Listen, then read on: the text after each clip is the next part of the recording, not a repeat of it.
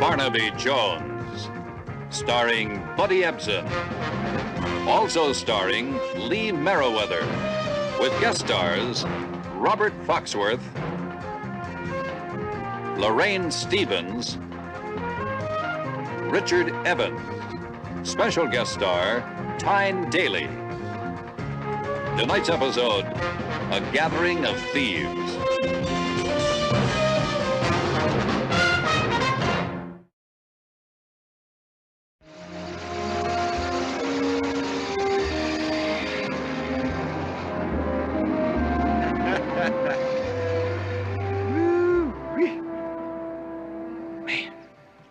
If there was one born every minute, I could make myself $1 million an hour.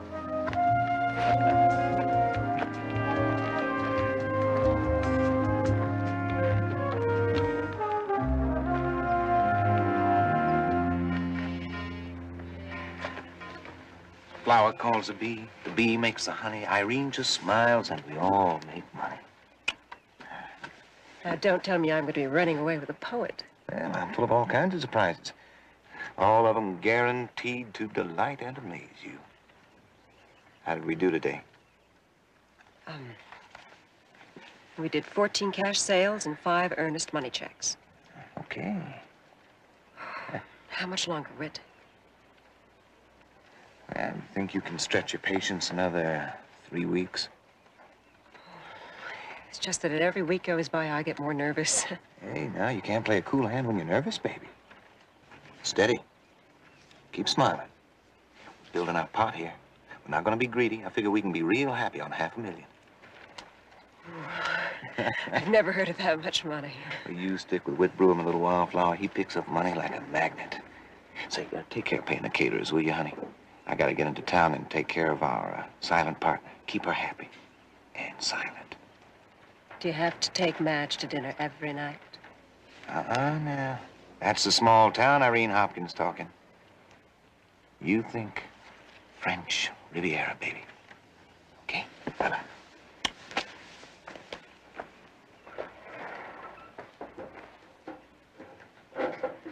Mr. Brewer? Ah, Mr. Meacham, right? Well, at least you got that straight. Don't tell me you missed the bus. Well, listen, we'll be glad to drive you into Bryan Pass. You can catch a bus there. No, I didn't miss the bus.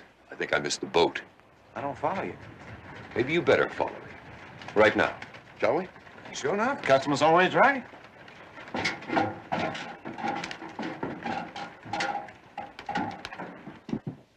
Now, if the customer is always right, as you say, maybe you can tell me why the lot I bought 8 weeks ago, numbered 42L16, is now numbered 32F09.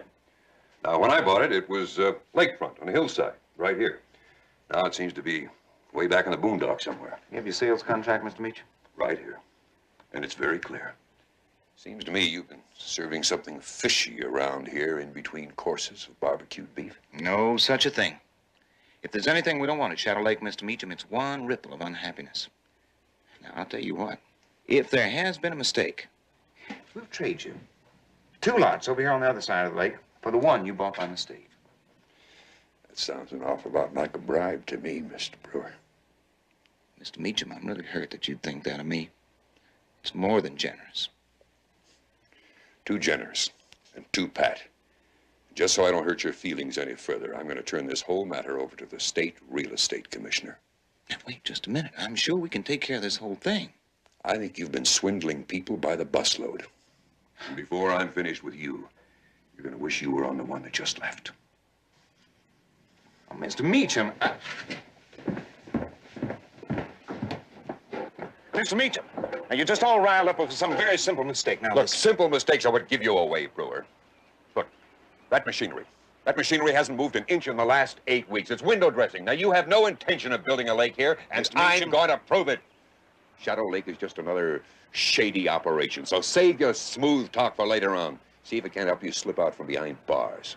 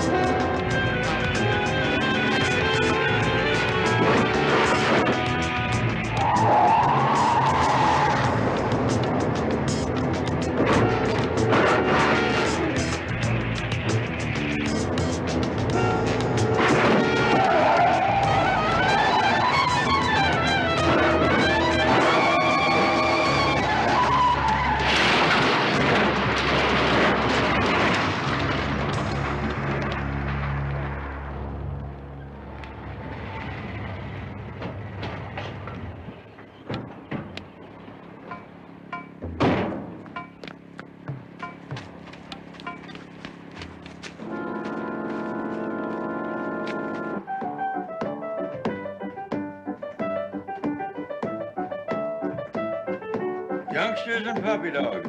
At this age, they all seem like they're made out of rubber bands. All right, fine. That'll be all girls. Be sure to see Mrs. Porter before you leave. Unfortunately, Mr. Jones, neither my father nor his car were made out of rubber bands. Will you look into this for me? I made a call to Deputy Jeremy Carter at Bryan Pass after I talked to you. He was very sympathetic, but he said that the accident occurred exactly the way he told you. I'm not interested in the sympathy of some small-town deputy. I want to know the truth about how my father died. Well, Miss Meacham, or is it Ms. Meacham? Miss. At this age, I have no intention of confusing any bachelors. Well, in order that I don't stay confused, I have to ask you the mandatory and delicate question. My father did not drive off any cliff in a drunken stupor, Mr. Jones. About the strongest thing he'd ever drink would be a glass of sherry at Christmas or a class reunion. But a fifth of scotch in his house would last for 4 years. Well, that doesn't sound like a sipper, much less a drinker. But the deputy did say that that is a dangerous stretch of mountain road. Well, then I'm sure my father was aware of it, Mr. Jones. He was an old-school college professor. His life was like a textbook on caution and self-control. And he drove the same way. He thought Los Angeles to San Francisco was a 3-day trip. This is the most recent picture of him that I have. You say he'd been up to Bryan Pass several times in the last few weeks? He'd bought some property near there. Shadow Lake, I think he called it. He was having sketches made of the cabin he was planning on retiring in. He was bubbling like a kid planning his first treehouse. I think I would have liked your father. Will you help me? If the truth will help you, I'll try to find it.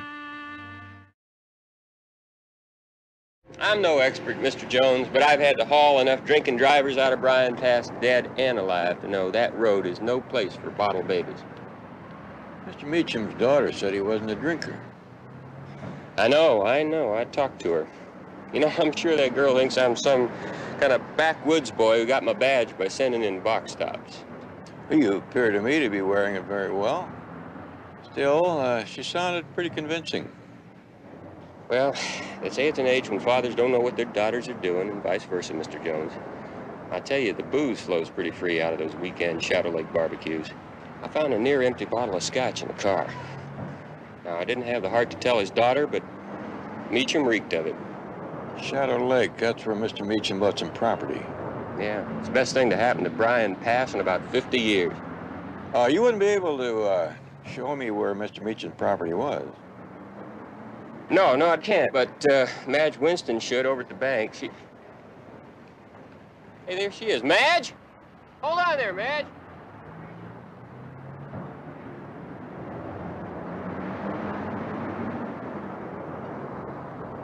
We were just talking about you. This is Madge Winston, all A's in Bryan Pass High. Some things a person just can't live down. And now vice president and escrow officer at Bryan Pass Bank. You don't get jobs like that by winning letters in basketball. How do you do? This is Mr. Jones, Barnaby Jones from Los Angeles, Madge. He's a private investigator. That's the kind of a job you get when you can't get all A's or a letter in basketball. Mr. Jones is here to investigate the Meacham accident. Oh, dreadful thing. Dreadful. When Shadow Lake is completed, the county's going to have to widen that road. Well, I'm going to take a look at it as is soon as I get a bite of lunch. Say, Madge, you ought to know what lot Mr. Meacham bought. The bank is handling the escrows. Well, I could look it up. Why? Well, it probably belongs to Mr. Meacham's daughter now, who's a client of mine, and while I'm up here, I thought I'd take a look at her property. It'd take a little while, and I'm already late for another appointment. Maybe if you could come back. Well, I'll be around a while. If you'll excuse me, Jeremy? That's a bright gal. How come the plain ones get all the brains? Now, doesn't that sound a little bit like a country boy generalization? Yeah, I guess so. But you know, there's always an exception that proves a rule. Like Irene Hopkins. No, you go on ahead. I'll sit on the place this afternoon. Nothing but a few window shoppers anyway. Real gold comes on the buses. Free ride, free meal. Pick 'em off at the picnic. Oh, here comes Miss Lonely Hearts.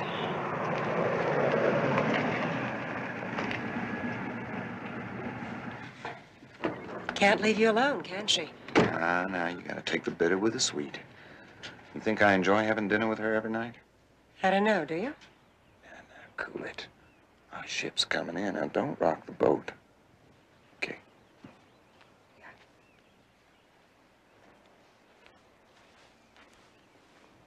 Well, I didn't know banker's hours included a romance break in the middle of the day. Isn't your eye makeup a little heavy, Irene? Or is that why they call this Shadow Lake? Come on, baby. Don't taunt the goose. It's gonna lay our golden egg. You ruffle her feathers. I suppose that's what she does all day, sit around here preening her feathers for you. I don't like her. She had every boy in school doing a dance. Well, this is no schoolboy you're talking to, you know. I hope not. I'm risking an awful lot for you, Whit. I don't want your head turned by some cheap flirt like Irene. Irene's flirtations are money in the bank. She's the best deal closer I've ever seen. Come on now, you're not gonna be upset by Irene, are you? Whit, there's a private investigator in town. Well, send him on out. We're not particular. As long as they put their money on the table. He's looking into that accident. What's his name? Meacham? Yeah. Well, it's all signed, sealed, and filed away. What's there to look into? I don't know. But he wants to take a look at Mr. Meacham's lot, and it's one of the ones I changed. Well, you changed it back to a lakefront like I told you, didn't you? Yes, of course I did. But honestly, Whit, you've had me juggling papers and holding on to that escrow money week after week. I'm getting worried. Now, you relax. By the time anybody starts checking, we're gonna be sitting on the fantail of our yacht sipping one of those seductive island concoctions. Oh, here. These are for your signature. I'll pick them up tonight at dinner. Not a bad weekend, I'd say. Very nice. 4-hour retirement. The most active retirement you ever heard tell. Whit, you are terrible. I love you now, but, I gotta get back and you're gonna mess me all up. See you at dinner.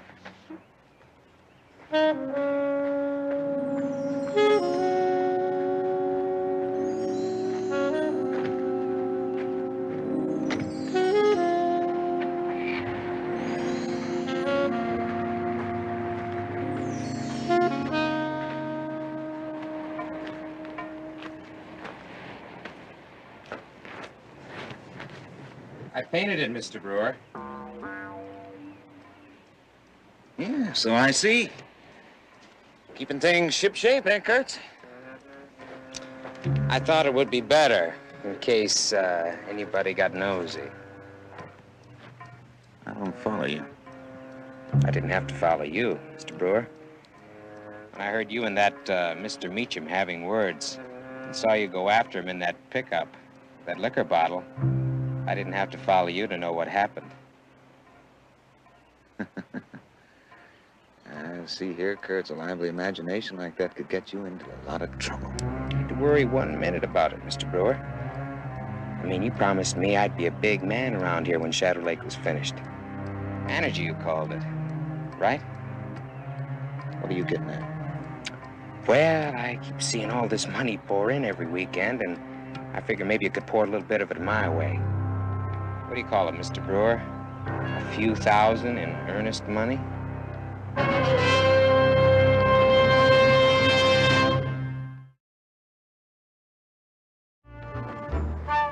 And Charles Ellison is laying out an 18-hole championship course. The first tee will be right about over here. And we've got stables over on the other side of the lake. We'll have about 13 miles of bridle trails to these hills here. Smell that air. Not a hydrocarbon in a carload. It is Shangri-La, Mr. Jones. We just call it Shadow Lake so people can spell it easier. You paint well, Mr. Brewer. What? You're a real artist. The way you paint it, I can almost see it. But I don't think even with a divining rod, you're going to find a lake out there. Well, Turton Creek flows through these hills year-round. And we've got 4 high-capacity artesian wells on the property. It's simple engineering. And we're going to have a clear water lake like you never wet a line in, Mr. Jones. Seems like a dream. Too bad Mr. Meacham didn't live long enough to see it come true. Yeah, tragedy. Makes me sick every time I think about it. Did you know Mr. Meacham drove his own car up here? No, not until I heard about what happened. Shame. Did you see him when he left? Notice what kind of shape he was in?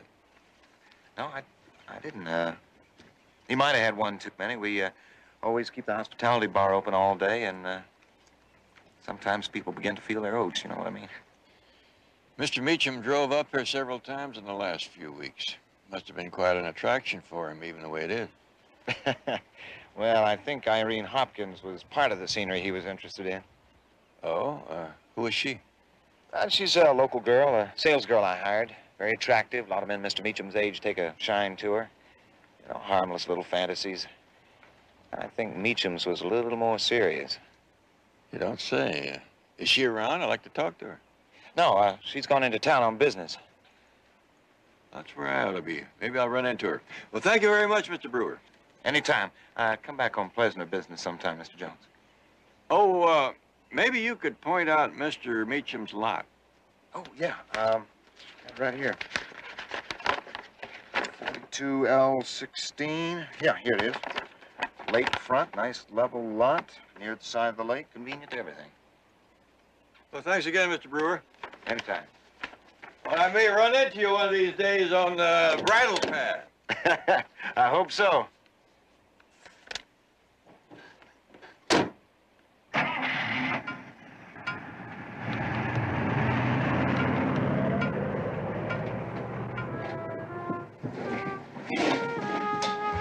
Well, you're slipping. I didn't see you get him to sign anything. He's a private investigator from L.A. What's the matter? Well, nothing's the matter. He's been hired to check out that Meacham accident. Oh, is that all? I told him Meacham may have had one too many, in case he asks you. Well, what'd you tell him that for? And I told him that the reason Meacham came up here every weekend was because he had a crush on you. Oh, thanks a lot. You think that's the best I can do? The best way to keep nosy people from asking questions is to give them your own answers first. Right? I don't understand.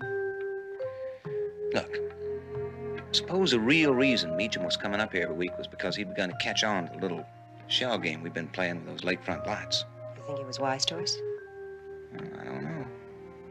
But for Jones' sake, I thought it made a lot more sense to say he came up here every week to look at you than at that dusty old lake out there. Oh, Miss Winston.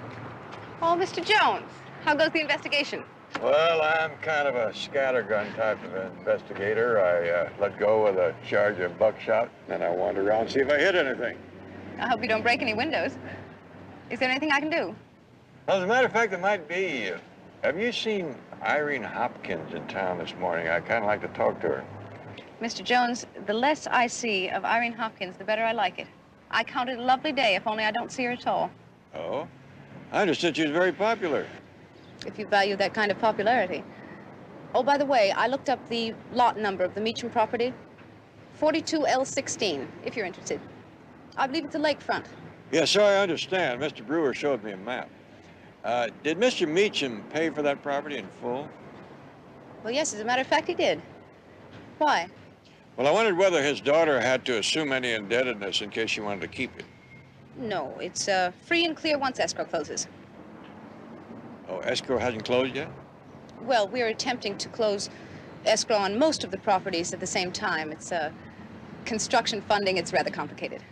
Yeah, never did understand the banking business. By the time I figured out 4%, everybody had stopped using it. Oh, you were looking for Irene. There she is.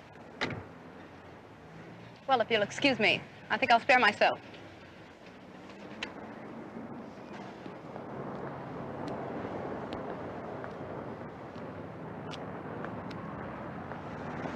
Miss Hopkins. Yes? I'm Barnaby Jones. Possibly Mr. Brewer spoke to me. No, he didn't. Are you interested in some property? Well, no. Right now I'm interested in you. Well, thank you. That's very flattering. Just professionally, I'm a private investigator looking into the car accident that took the life of Mr. Meacham. I understand you were well acquainted. I was very fond of him. I think he felt the same way about me. But that doesn't really matter anymore, does it, Mr. Jones? I'm sorry. I thought you might be able to help. Did you ever hear of him having a little too much to drink, maybe? He used to kick up his heels a little bit up here. We had some fun. He said it made him feel as though he were alive. And it killed him. Look, I'm sorry. You'll have to excuse me.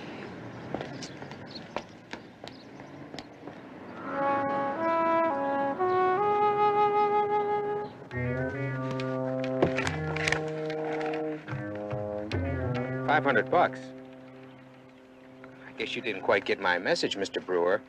I said a few thousand. Right you are, Brad. I figure 10,000 to sort of get you started. There'll be another 9,500 when the cash starts coming in again this weekend. That's a stall. Now, wait a minute. What are you talking about? There's big money involved here, partner. You think I can afford to play games with my future manager? I've got big things in mind for you. All right. But 9,500 by next Monday, right? I'll say it. All right? All right. Oh, hey, listen, people have been making remarks about that machinery sitting in the same place all the time. Why don't you move it further away from the office? Oh, I'm finished for today. I'll do it tomorrow morning. No, I got a bunch of callbacks coming in first thing. Look, come on, I'll help you. It'll only take a few minutes. You take the grader, I can't handle that one.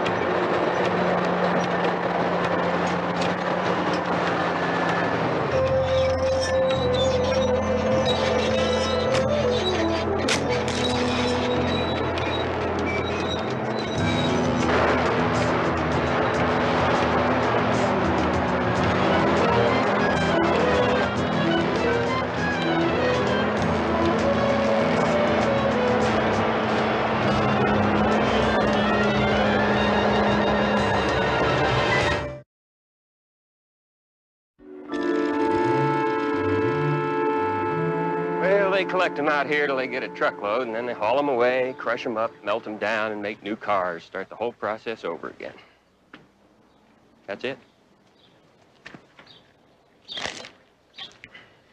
When they come in like this, it's hard to tell whether it was mechanical failure, driver error, or another car. Well, I hate to sound hard-headed about it, Mr. Jones, but the one thing that's missing here is a strong smell of liquor. The bottle. It seemed pretty conclusive at the scene of the accident. Did you do a blood alcohol on him? Well, with an open bottle on a seat beside him? Yeah, I know it sounds pretty bad, but somehow I just can't picture it. DMV didn't have a single violation against Meacham. Yet we're supposed to believe that he was tooling his car through dangerous mountain roads with one hand on the steering wheel and the other on an open bottle of liquor. Well, you got a broken taillight there. Yeah. Kind of plastic. The other one didn't break. You find pieces of this at the scene of the accident? Well, they would have scattered over a 20-acre area the way this thing went off that cliff. Yeah, I suppose so. What do you got there? Looks like a splinter of wood caught in the back bumper. Well, there's a lot of brush and small trees out that way. Could have picked it up on the way down. This came from a board, some kind of a piece of lumber. Got paint on it.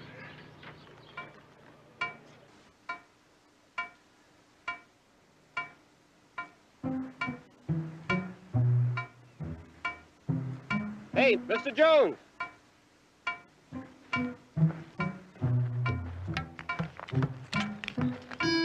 What do you got? Oh, I can't be sure. Might be pieces of Meacham's taillight. By golly. I knew you had the makings of a bird dog, but you're also a very fine retriever.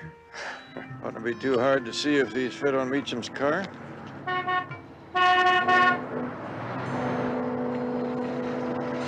There's somebody you know there? My secretary. She sees to it I never get too far from the paperwork. Hang on to these? Yeah, you bet. See you in town.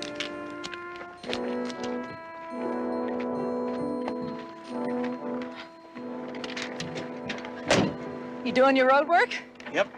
You do the homework I asked you to? Yeah, here's a copy of the sales contract. Susan Meacham found it among her father's papers. That's the lot, all right. 42L16 and the date. And I thought you might want to take a look at this. This is a picture of what her father's place would look like at Shadow Lake. Sad, isn't it, Barnaby? Just when a man is about to see his dream of a lifetime come true. Well, well, well. Translation, well, what? I wonder why Claude Meacham would hire an architect to do a beautiful sketch of a hillside house when the lot he bought is flat as a platter. I really have no idea, Mr. Jones. Perhaps Mr. Meacham just changed his mind. No, I don't think so. See the date here? This sketch was drawn up a month after he bought the lot, a week before he died. Well, maybe Mr. Meacham was a little confused. I understand that he was enchanted with Irene Hopkins. Oh, where'd you hear that? I thought it was common knowledge. His daughter didn't mention it. Deputy Carter didn't say anything about it. Perhaps I shouldn't have said anything if everyone else is being so discreet. I really don't know what you're getting at, Mr. Jones. Well, join me in the boat, Miss Winston. Neither do I. When all of a sudden a man who has hardly taken a drink all his life drives his car off a cliff in a drunken stupor, a man whose life has been a model of caution and self-discipline gets so carried away with a younger woman that he builds a hillside house for a flat lot. I suppose stranger things have happened, don't you? Undoubtedly. Only when one egg is broken, you blame the chicken. When they're all broken, you get the feeling that there has been a fox in the hen house. Thank you very much for your time, Miss Winston. I'm going to leave you now to your percentage points and fine print.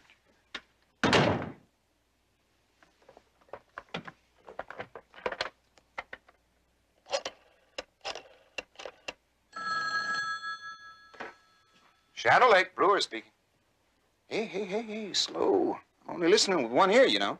Darling, I am trying to tell you that this Jones is no fool. In his deliberate, plodding way, he's going to plod right into the middle of our whole little picnic. Well, what makes you think so, Pat? Well, he already suspects there's something fishy about the Meacham property. If he keeps on digging and asking questions, he's going to discover the whole fraud. Huh? Wait a minute, that's a pretty ugly word for just juggling a few lot numbers, Madge. Oh, what do you call it? And Jones is thinking of uglier words than that. He doesn't think that Meacham's accident was an accident. Well, maybe it's all for the best. If you can see a bright side in this wit, I wish you'd tell me.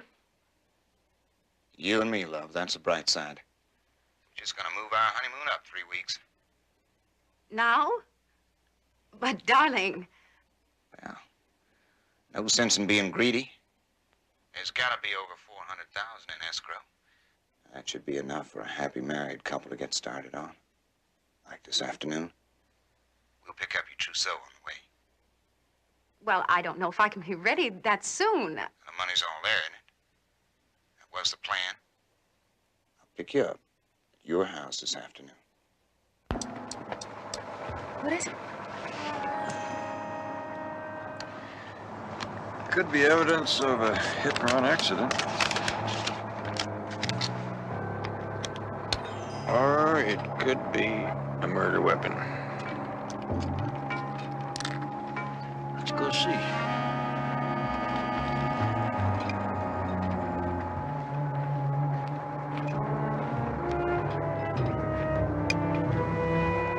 It looks like a surveyor's stake.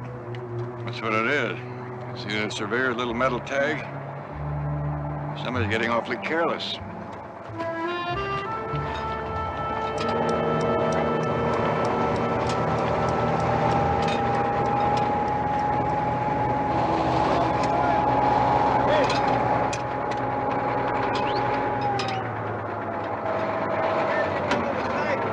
What's that? How come you started grading in the middle of the site?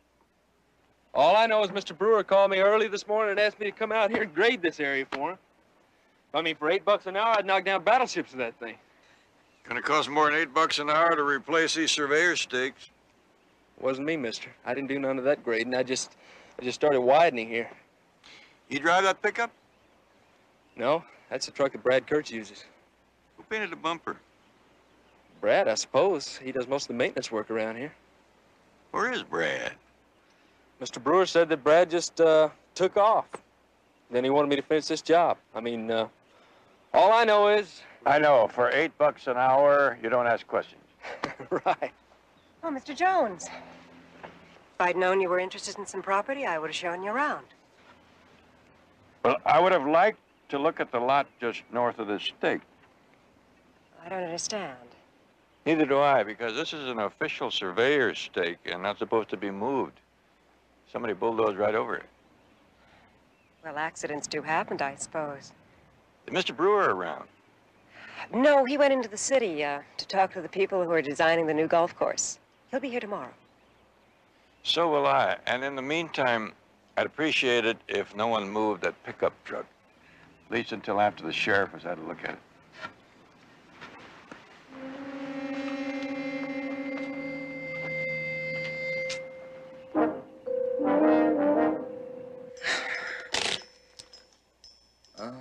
Look at that. Acres of green, all planted with big round zeros. Beautiful, beautiful. We better hurry. They're going to wonder when I don't get back this afternoon. Wonder's not the word for it, baby. Okay, let's go. Let's go. Wait, I've got to pack. That's half an hour. Now make yourself a I drink. said let's go. You don't have to pack for where you're going.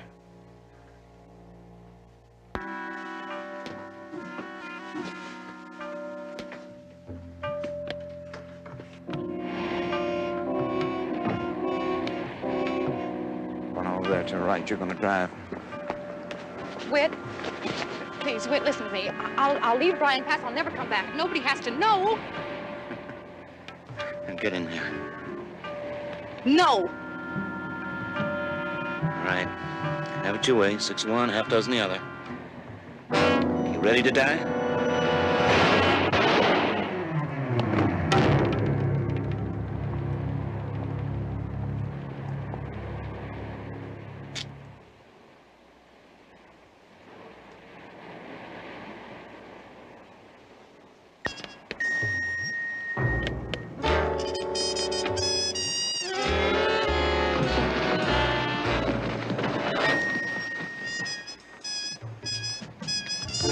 I've always said it, Irene. You are not to be trusted. Mr. Cool comes up here and thinks he can play us for fools. City tricks for hick chicks. We'll drive his car off into the bottom of Calder Lake.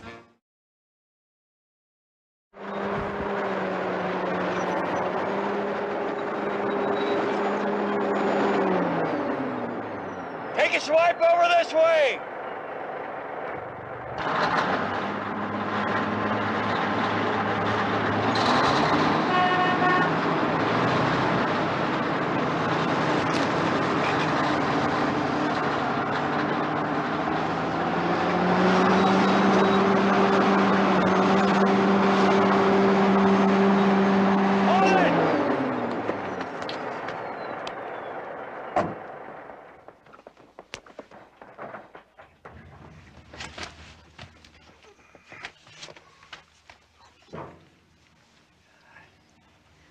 Would this be Brad Kurtz? Yeah, it's him, all right. Well, Mr. Brewer hears about this. I got a pretty strong hunch that Mr. Brewer already knows all about this. You better call Deputy Carter. That's why I came out here. He's been trying to reach you at the motel for over an hour. He wants you back in town right away. What about? Whit Brewer took off with $400,000 in escrow money.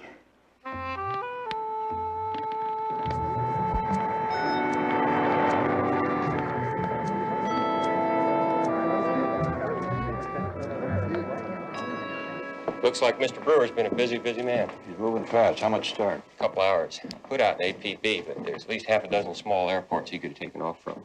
Say in a chartered plane from L.A. How'd you hear about it? Madge and Irene. Come on.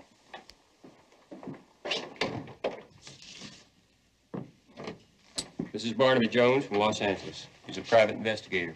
You ladies both know Mr. Jones. I think you both know Brad Kurtz, too. What does Brad Kurtz have to do with anything? Well, if he were alive and here, I think he could tell us some things. Is Brad Kurtz dead? We just unearthed his body from a hurry-up grave somebody dug for him out at Shadow Lake. Good Lord. You can add that to your damn foolishness, Oh, Madge. shut up, Irene. Just shut up, will you? All right, both of you cool down now. You want to tear each other's hair out later, that's fine. Right now, I want you to help us. You tell him, Mr. Jones. Well, I think Brad Kurtz was killed because he knew too much about a so-called accident that happened to Mr. Meacham up on the Canyon Road. You're saying murder? Well, what kind of nonsense is that? Of course, you wouldn't want to believe that Loverboy is guilty of anything. I'm warning you, Madge. I think Whit Brewer was running a little shell game with the lots out there at Shadow Lake. What do you mean, shell game? I think he was taking the choice ones and selling them over and over, and Meacham caught on to it and threatened to expose him. But that's absurd. How could he do that? He could do it. He tricked me. Well, tricking you is like striking out the pitcher. You thought he had a crush on you. Huh? Don't. Madge.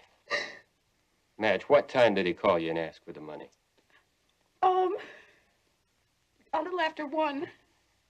He'd been lying to me all the time. Lying to you how? Telling me he had to keep all that escrow money on hand. For developmental purposes, he said. He said that he couldn't make the right kind of deal with the construction firms if he couldn't move fast. He's been moving fast, all right. He said he had a chance for a deal on the lake and golf course contracts, and he asked me to bring the money. Of all the dumb. Well, I didn't know. I was so flustered. And you just gave it to him? Well, we'd already closed out escrow. I really didn't think very much about it. But when I gave him the money, I sensed that something was wrong. I got suspicious, and I tried to stop him. And then he threatened to kill me. Dumb. No, not so dumb.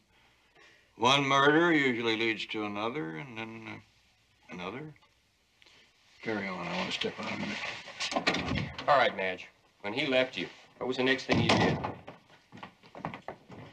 Has Brewer really flown the coop? That's the picture I got inside, but out here I got a slightly different picture. Take a look. Well, the guy just walks in and you give him $400,000. What do you mean, Barnaby? When you think that two women who had just been bilked and buncoed by the same man would have a little sisterly compassion for each other, just a little. Here they are going at it hammer and tongue. Methinks the ladies do protest too much. Well, at least you have a pretty good idea how Meacham was killed and why. If they ever find Brewer. Betty, the coroner's on his way out to Shadow Lake. Why don't you take a run out there and see what he says? I'll stick around here and see if I can find Brewer between the lines of the statements coming from that office.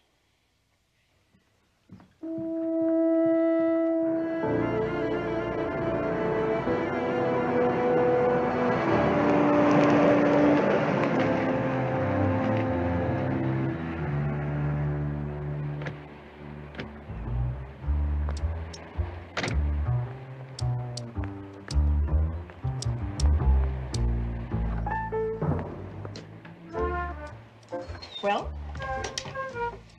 we did it. We did it. Yeah. You were beautiful. Yes, I was. Why, Mr. Brewer, a honeymoon girl. I declare, little old me. You know, we were pretty good playing those boys back in high school. But that looks like chicken feed compared to this. Cost for a drink, huh? Mm-hmm. Something, tall and smooth. You think Meacham wasn't drunk? You think Brewer killed him? I hope so. The police will never stop looking for him. And when the search fades slowly into the west, Madge and Irene will slink quietly away in shame and in humiliation. You better slink down that hill after dark and bury him. Like for 1,000 years. Oh, ice. Get some ice, huh? I'm so flustered. Oh, and you do the best fluster I've ever seen.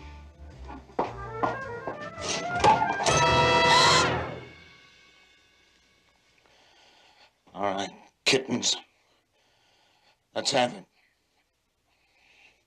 Over here. Madge, here! Togetherness. That's what I like to see.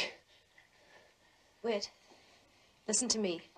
The police are looking for you. You bet, baby. Everywhere but here.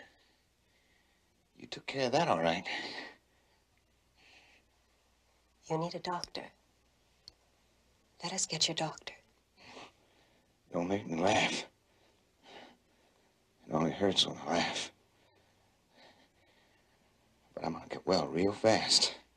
As soon as I see that money. Now get it. It's not here. Bet it is. And as soon as I kill one of you, the other one's gonna tell me where it is, right? All right, Whit, all right. It's outside. It's in the garage. You'll never get away with it. I've already gotten away with it. Isn't that what you already done for me when you talked to that hick sheriff? You know what you told him? Well, what you gonna tell him now? In fact, I might just decide to stay right here and rest up. And neither one of you can say one word. Move.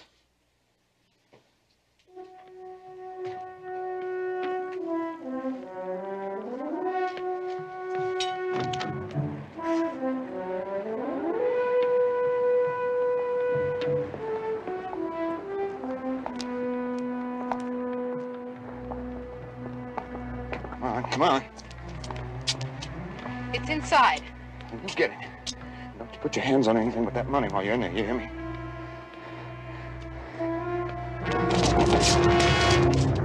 Hold it! I wouldn't do that. You've already tried to kill him once. Once is enough, isn't it, ladies? That's better. I have need of Mr. Brewer alive and well. He may be able to shed a little light on Shadow Lake.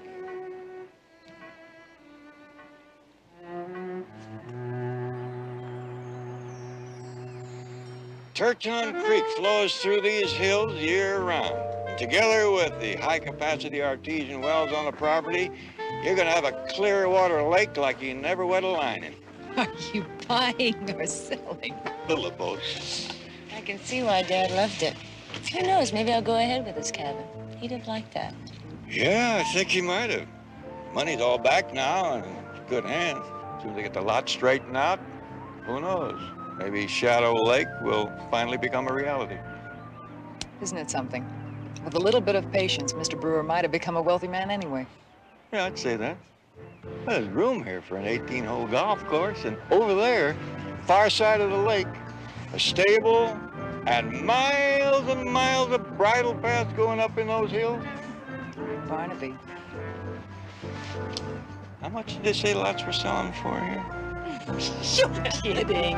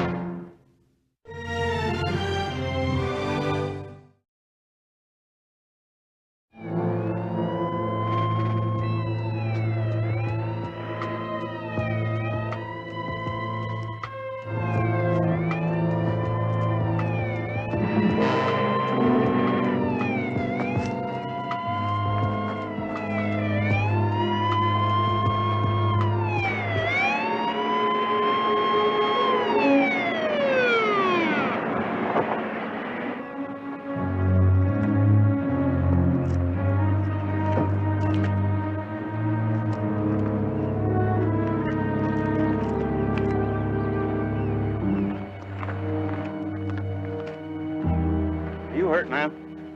I told him he was going too fast. Are you hurt? He lost control. You better put this on. Now, can you tell me your name? Mrs. Bernice Kellner. The driver your husband? Yes.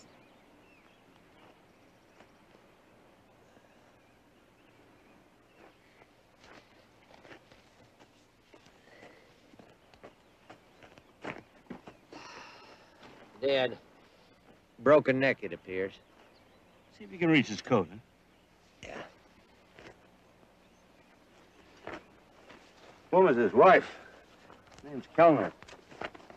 I'll go talk to her. Lloyd C. Kellner. That name's familiar. Yeah. I think he's been in the papers recently. Would you take him back to my place?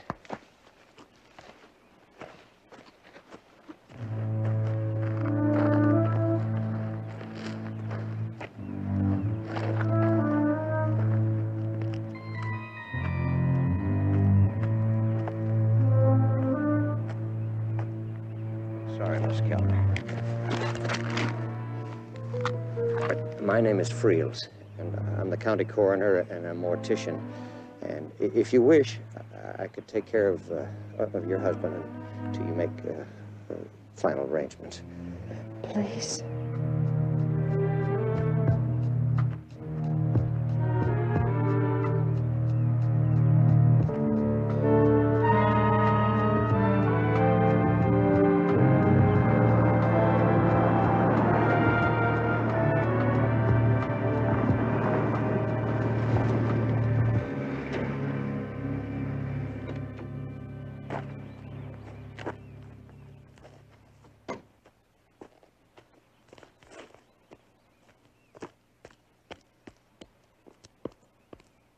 No. No, services won't be necessary. There are no next of kin beside myself. I'll offer prayers in my own way. I understand. I'm sorry to interrupt, but I've been in touch with the San Francisco Police Department. Lloyd Kellner's wanted there on a felony warrant for embezzlement. That's not true. He never took a penny from the company. Mrs. Kellner. It was bad mismanagement. Mrs. Kellner, please. I'm not accusing your husband. I have simply been asked by San Francisco for his fingerprints. Even dead, they won't let him rest. They need his prints to clear the warrant. It'll only take a moment, Mrs. Kellner.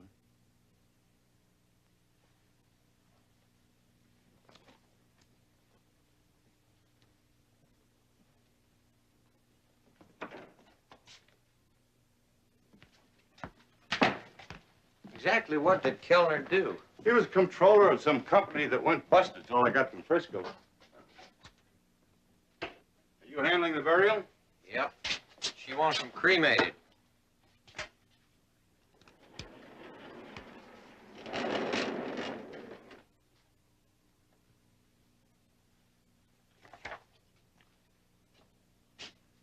Now I remember his picture.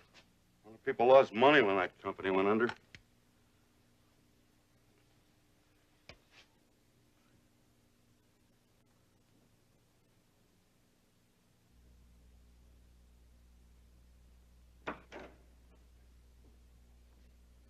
Thank you, Mrs. Kellner.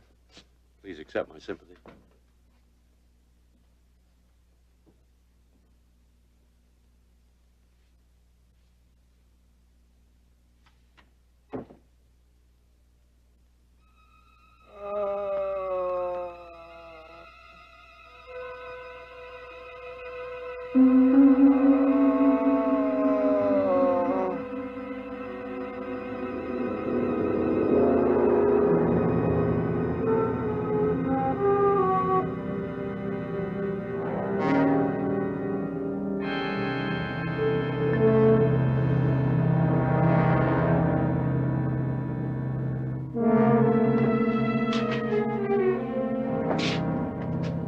He's freezing.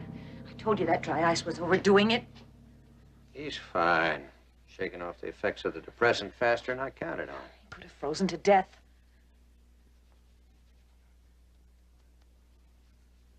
You have the rest of the money with you? Would you mind if we got some life into him first?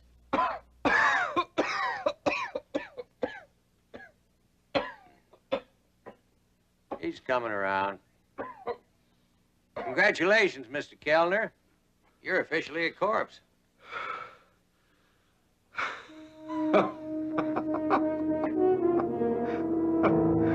We did it.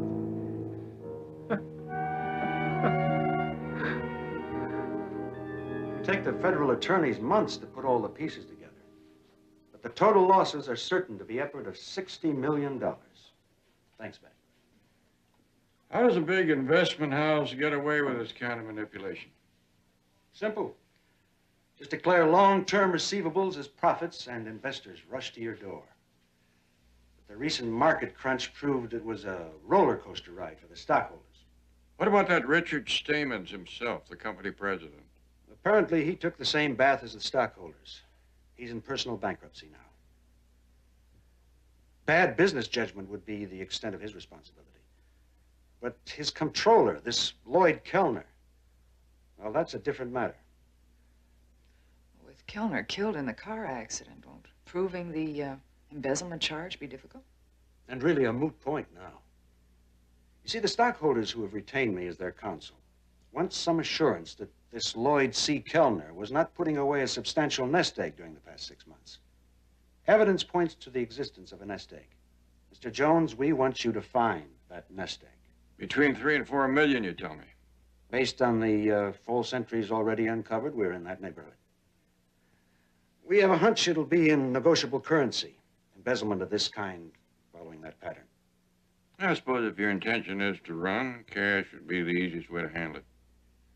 Well, I'll leave those papers with you, and please, if there are any questions, call me. Yes, I will, Mr. Moore. Thanks for the coffee, Betty. Oh, you're welcome. And good luck, Mr. Jones.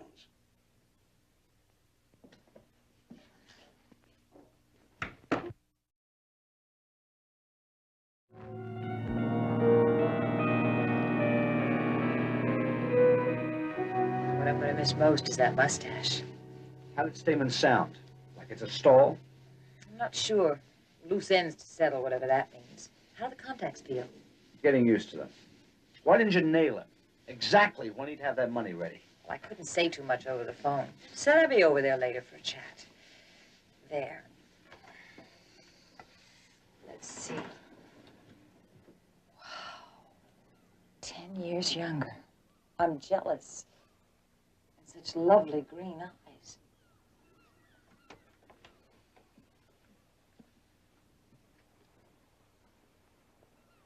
Hey, cool. Isn't that the way the kids put it these days?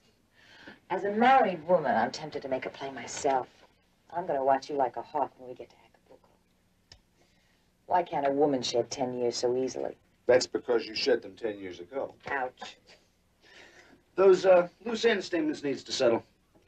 Get over there and let him know he's got a deadline to produce that cash. Don't be afraid to tell him. He's not going to play any games with us. I don't see how he can afford to double-cross us. For $1 million in cash, anybody will double-cross anybody. Present company accepted, I hope. He just might wind up insuring you for $1 million.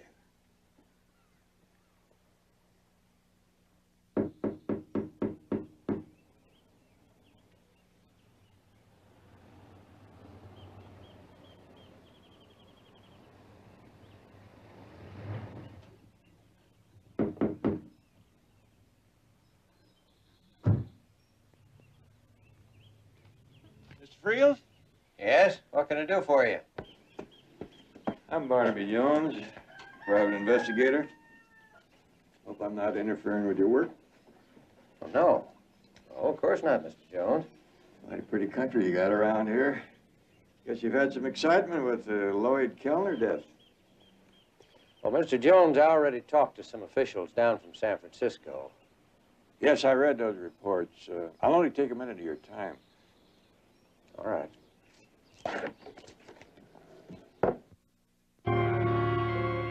Did it go well? Fine.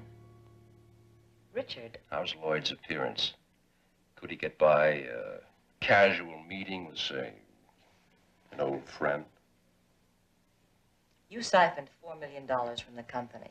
Lloyd spending a half-year working on those books so he alone could take the blame, leaving you free to claim you were as much a victim as the stockholders. Our share of 25%, or $1 million, was firmly agreed to. Are you getting greedy? Don't ever change, Bernice. Always direct and to the point. Remember the first day I hired you as my secretary? Richard. All right. We'll talk about money. It'll take 48 hours to have a transfer down here. Now, let's talk about a little flaw in our otherwise perfectly well-made plans. Flaw? There's something I don't want you to mention to Lloyd. He's been declared dead, and the search for him was stopped. Have you thought about what would happen if his little masquerade were uncovered? Well, we'll be in Mexico. His appearance has entirely changed. Yeah, but there's no guarantee that he might not someday be recognized. Now, you think about that, Bernice. Every time you walk the streets with him, go into any public place, you'll never be quite sure when it could happen. We intended living almost as recluses for a year or two. All right. Let's set that aside for a minute. Did you know that I was completely destroyed when I found out that you had eloped with Lloyd? All I could think of was I had lost you. I didn't know. I'm touched. I'm flattered.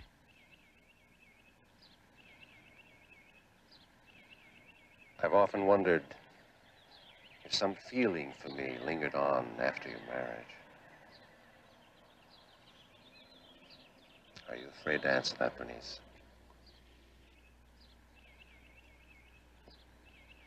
Well, I am married now, Richard.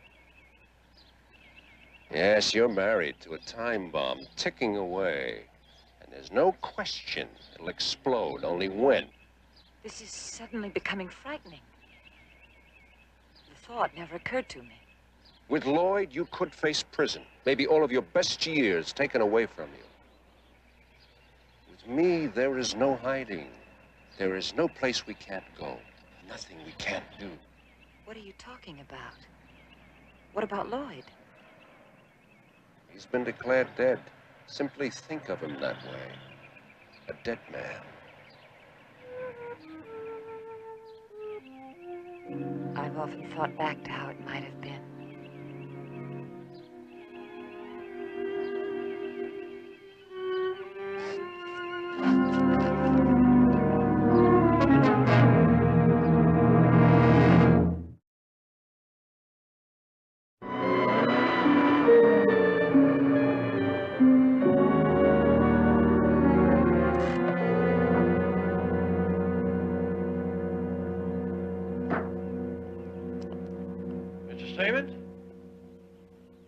Barnaby Jones. Oh, yes, Mr. Jones. I understand you've been retained by the attorney, Mr. Moore. Yes, he gave me your address, but nobody answered the bell. Nice place you have here. Nice place my creditors have, you mean? Come on in. Thanks. I like to play a little early morning golf, kind of clears out the cobwebs. What can I do for you, Mr. Jones? Well, you're possibly aware that my interest in the case is in trying to track down any company money the late Mr. Kellner may have been able to put away. You had a very close association with him. Got any ideas? Well, frankly, our association wasn't all that close. Would you care for a glass of tomato juice? Or something stronger, if you'd like. No, thanks. I just had breakfast. Well, this is my breakfast. Tomato juice and vitamin pills. Matter of routine, I like to have an overall picture of the case. Now, in the last 6 months during which Mr. Kellner may have taken money from the company, were you aware of any sudden new friends? Any new faces you can recall? No, I doubt if I would have taken any notice. Generally, when someone plans to embezzle a large amount of money, they have to be free to move around and put it somewhere, or have someone else do it for them. We've been able to establish that Mr. and Mrs. Kellner stuck pretty close to home the last 6 months. Well, I'll tell you frankly, Mr. Jones, the whole subject of Lloyd Kellner is becoming very distasteful to me. Now, granted, I left too many decisions up to him, and I'm as much to blame for being in the hands of my creditors today. But an embezzler is worse than a common thief. He preys on trust. Kellner certainly preyed on mine. Yes, I can understand how you feel. I've lost everything. There are attachments against my house, my cars, paintings I've collected over the years. I've even been forced to dismiss my servants. I'm left with my personal clothing and my pets. I had to convince the appraiser my little pets needed their home. Well, this certainly is a pretty arrangement. Thank you. Is there anything else, Mr. Jones? I do have some other appointments. I understand that Mrs. Kellner is living down at the marina. You think of any reason why she wouldn't have gone back to San Francisco? Well, she's staying at a condominium apartment the company bought about 6 months ago. It's seldom used, so I suggested she use it to kind of rest up, you know, recover from her ordeal. Do you have any friends down here you know of? Well, I count myself as a friend. I'm certainly not holding against her the thievery of her husband. There are no other friends here that I know of.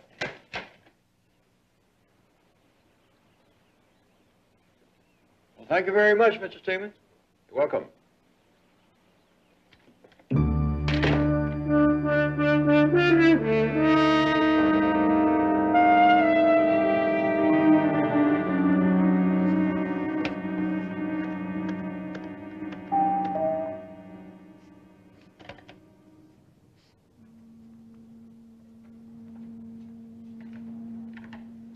Mr. Friels. Your husband's ashes, Mrs. Kellner.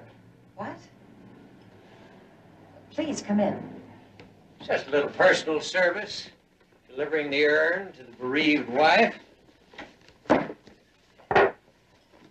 Final detail. Should anyone question you about Mr. Kellner's ashes? Yes, we should have thought of that. Sorry you had such a long trip. Couldn't you have mailed it? I thought it important enough to deliver it in person. I do appreciate your trouble. There's a charge for the urn and the delivery. Certainly, I'll get my wallet. You might wish to rent a boat, dispose of the ashes at sea. It's a good idea. I'll take care of that. How much do I owe you? $25,000.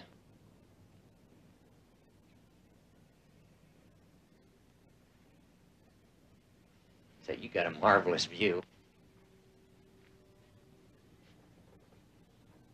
You're in this as deep as we are.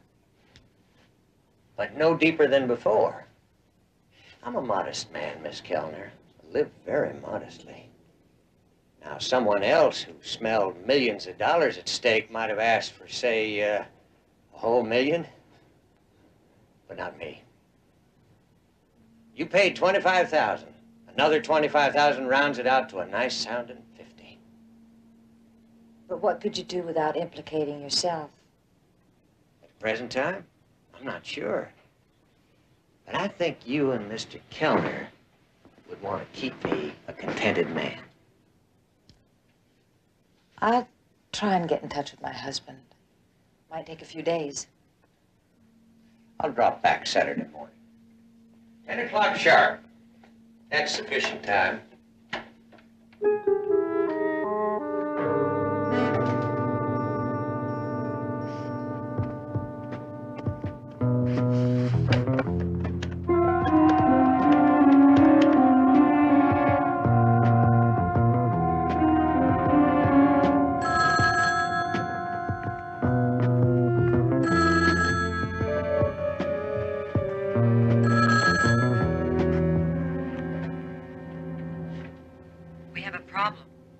What kind? Not on the phone. And I don't think I should come to the boat anymore. The telescope next to the undersea gardens. 10 minutes.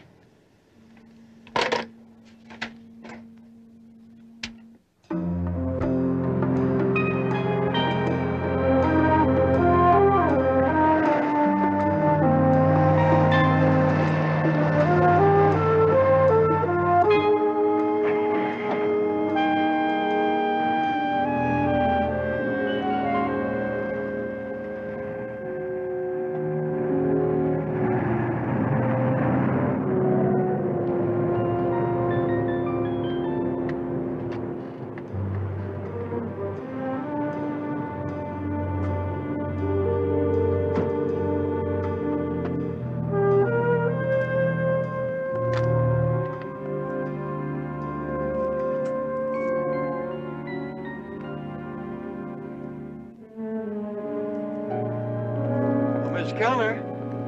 I didn't mean to startle you. My name is Jones, Barnaby Jones. I thought possibly Mr. Moore might have told you that you'd be hearing from me. Look, Mr. Jones, if you're another attorney... No, a private investigator. I can see that you're on your way somewhere. If this is inconvenient, we could do it another time. I was going shopping. Well, I don't have many questions. Why don't I just walk along?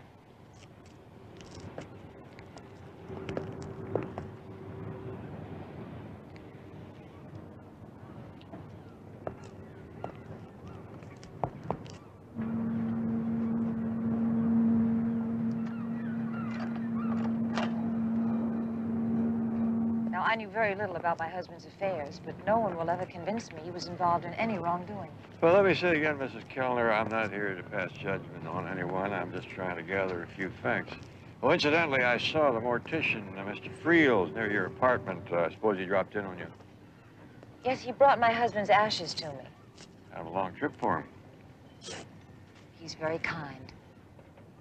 Well, I won't bother you anymore.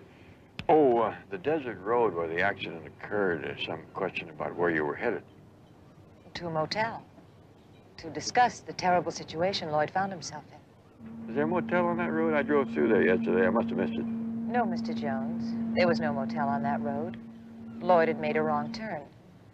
He discovered too late we were on the wrong road, which was the reason he was traveling so fast, trying to make up lost time getting back to the main highway.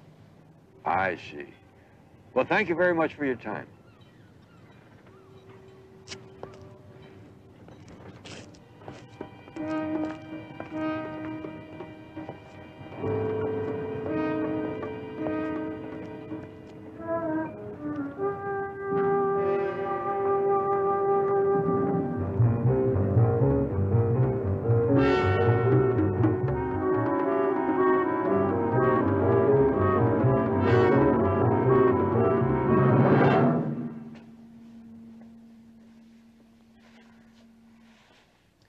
His name is Jones. He's a private investigator.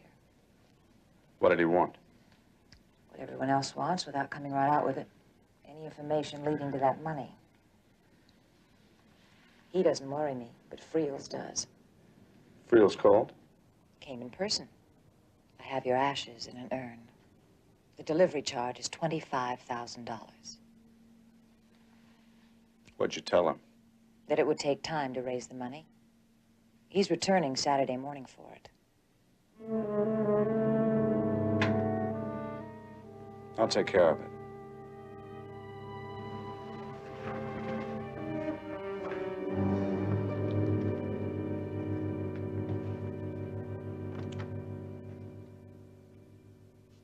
If you're here for the services, sir, I'm sorry they're over. Yes, I know. Well, it's rather late, but if you're a friend of the deceased... Haven't we met before? 25,000 was the price. Well, that's incredible. You look so different. There's only 10 there. That's all I could raise on such short notice. Can we come to terms? What kind? Well, I've got most of it in investments. Give me a month. How do I know I'll get paid? You and your wife off, Lord only knows where. We'd never chance double-crossing you. What? I bet you've got the whole story written down and put away in your safety deposit box, haven't you? That was the first thing I did. You made a good guess, Mr. Kellner.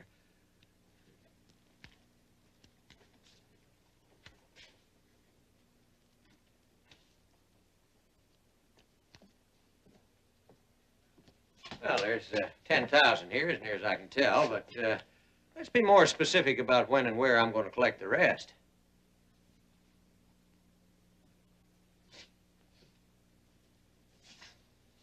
A little scary, isn't it?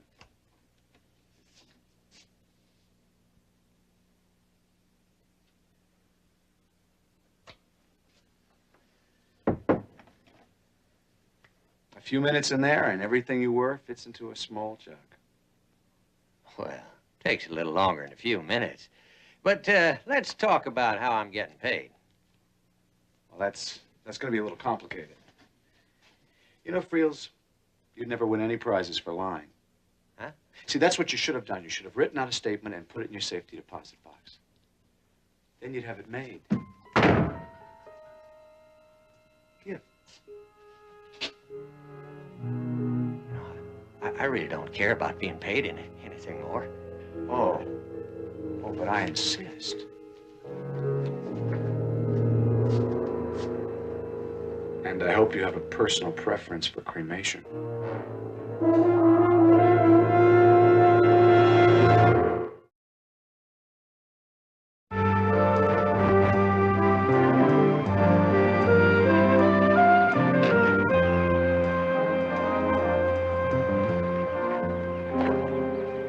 Hi, something I can do for you?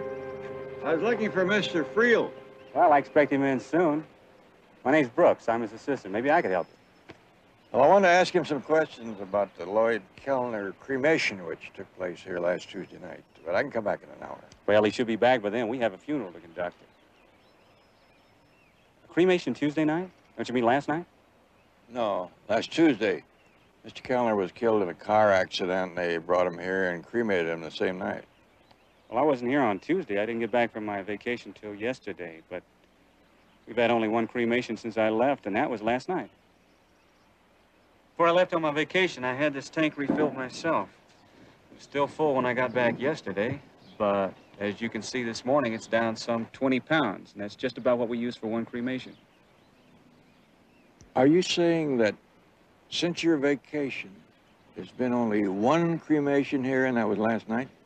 That's right.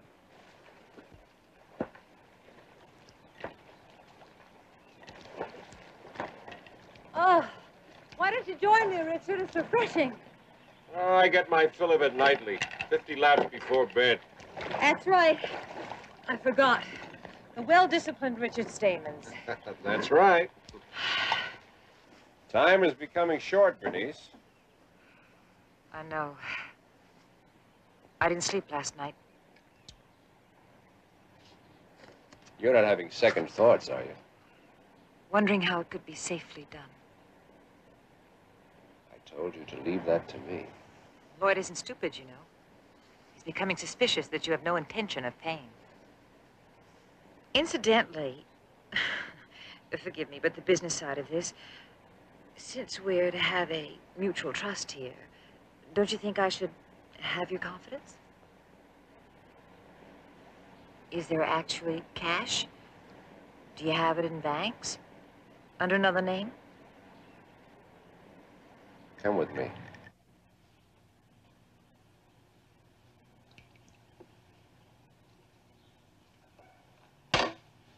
Pretty, huh? A colored pebble?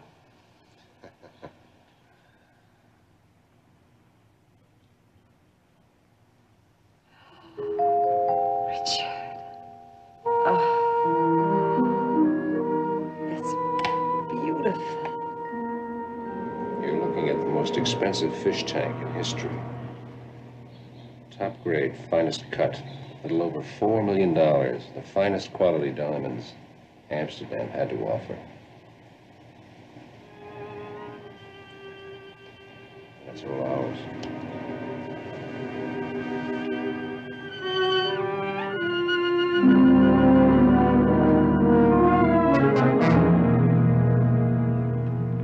The skid marks are of equal density. If Kellner had tried to turn the wheel there by turning the car over, the marks on one side would be heavier. And lighter on the other. You think they staged this accident, don't you, Barnaby? I haven't a shred of proof, but I don't buy all these coincidences. Your telephone booth over there? It's awfully convenient. If this is a hoax, I would explain why the Kellners were on this road, a road that leads only one place, back to the highway.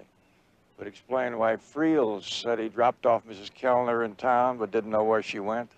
He knew exactly where she went. He took her right to her apartment. Well, Friel should be back at the mortuary by now.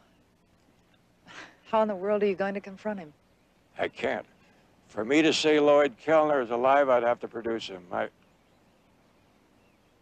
are you thinking? I was thinking about those ashes that Friel delivered to Mrs. Kellner.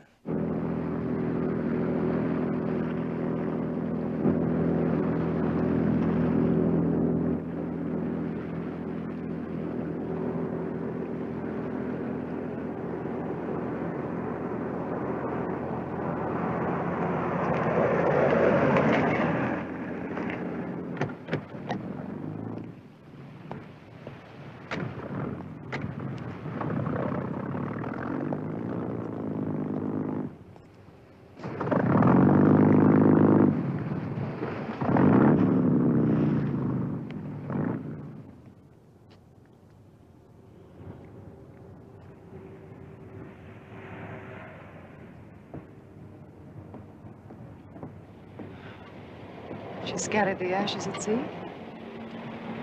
She scattered something at sea.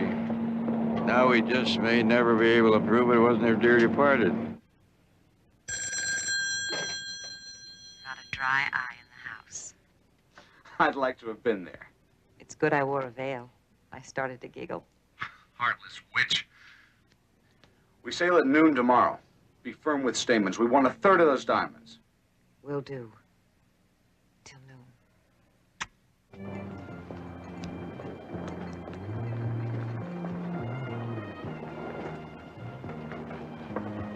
Friels never returned to the mortuary. Did you talk to the sheriff? I was afraid to tell him what I suspected, that Friels never left the mortuary. Barnaby, that conjures up a horrible thought. Are you able to add anything to the file? No. You were talking about too many coincidences? Well, I have a few more for us. With 6 months ago being the common denominator. That's about the time Lloyd Kellner started fooling around with the company books. The condominium apartment where Mrs. Kellner is living, that was purchased by the company 6 months ago. Well, I can accept that as a coincidence. All right, that's one. 6 months ago, Lloyd Kellner started taking language classes in Spanish. Exactly 6 months ago. And exactly 6 months ago, he became a member of a yacht club in San Francisco. And then he still had time, although I don't know how he did it, to enroll in a power squadron school. I spoke to the commodore of the school, and he said Lloyd Kellner took all of the courses right up to and including celestial navigation. Celestial navigation.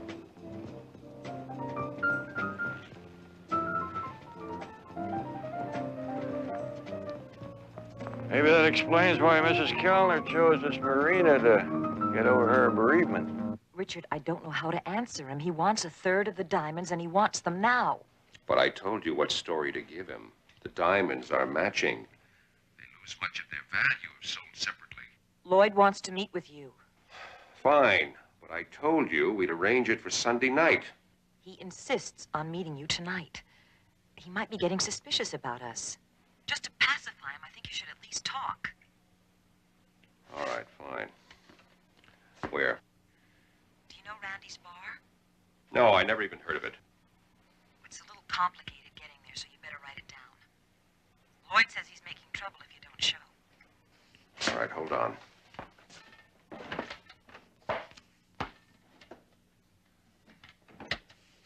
Yes. Take Sunset to the Coast Highway. Turn left. Turn left. 2 miles south, there's an overpass. Just give me the street, Bernice. I know the area. Beyond the overpass, there's a short right. The street, Bernice.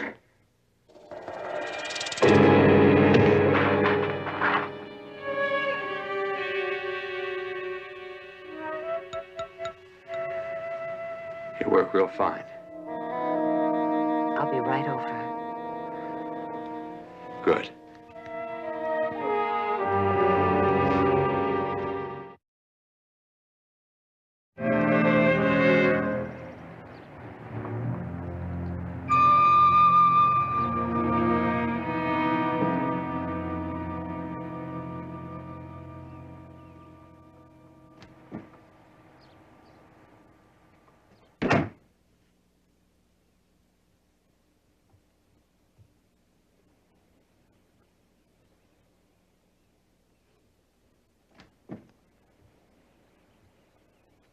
Why, you look beat, Barnaby. I was up all night, Lieutenant. You think that's the way it happened? He hit his head and drowned? I'll try to keep an open mind, but it sure looks like it. He was drinking and stumbled with that glass they're picking up out there. Some minor cuts on his leg seem to say that. Something bugging you? You know, I was only in this room for 5 minutes that day, but I'll swear that something has been changed. You think one of the paintings is missing? I don't know much about art, but I'd say any of these would cost me a year's salary. No, it wasn't that. We came in, we were talking. He had been playing golf. Came over here, got himself some tomato juice. Then he came back to feed the fish. The stones. What stones? They're gone. Huh? They were in the treasure chest, kind of spilled out over the sand. About 2 or 3 dozen of them. What kind of stones were they? Just ordinary stone, kind of colorful.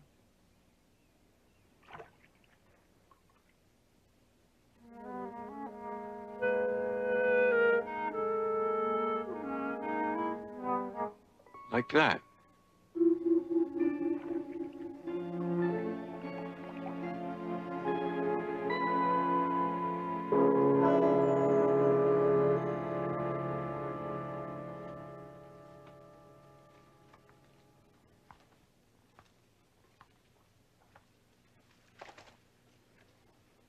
It was on the radio. They're calling it accidental drowning. Take your time driving down. Use back roads. When will you be leaving? Try to get away by noon. Still got some supplies to get aboard.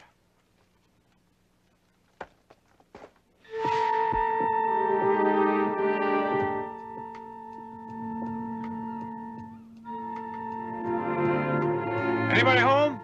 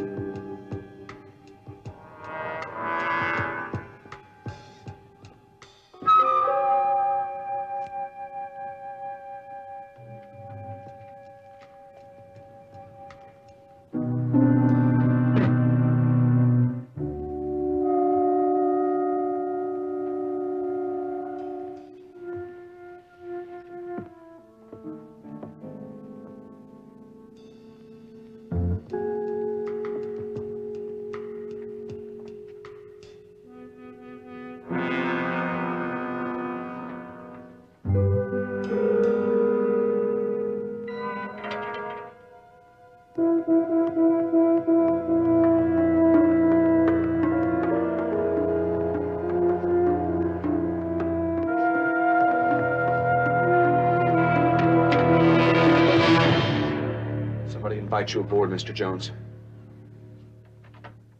How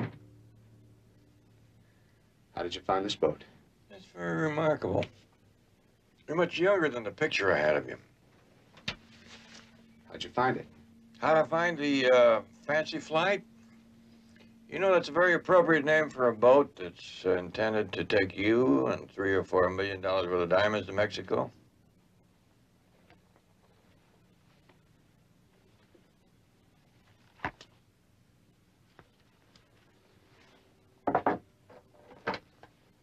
I asked you a question. Well, it's a little complicated. Almost as complicated as you planning your own death. Hello? Get over here, right away. I need you. Right away. It's surprising, Mr. Kellner, how ideas come to you. I woke up this morning and I said to myself, now, wait a minute. What would Mr. Kellner be doing that no honest boatman would be doing? You always this chatty. So I came up with a thought that all your transactions would have to be in cash. Even a checking account under an assumed name would be dangerous. Do you realize, Mr. Kellner, how few people pay their dock slip rentals in cash? If you're so clever, why aren't the police here? I have a feeling that they're on their way. That's a bluff. You had nothing till you boarded this boat. Oh, I had a few little things and some imagination. Am I to assume that our mortician friend, Mr. Friels, has departed for a better world? He was a fool.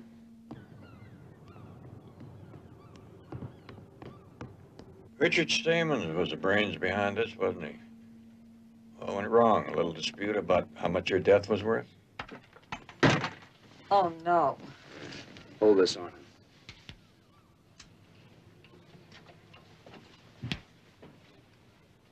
Miss Kellner, you strike me as being rather gullible in several ways, especially the way you let Stamens con you into believing those were real diamonds. Of course they're real. Did you ever take a close look at one? I'll cast off. Don't listen to him. And don't be afraid to use that gun if he moves an eyebrow. Why would he go to the trouble of making paste diamonds? 6 months is long enough for him to dream up a way to pay you off with some nicely cut glass.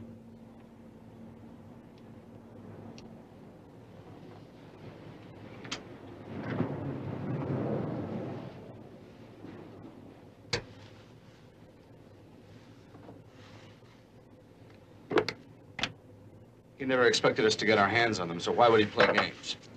Maybe Stamos trusted you a lot less than you thought.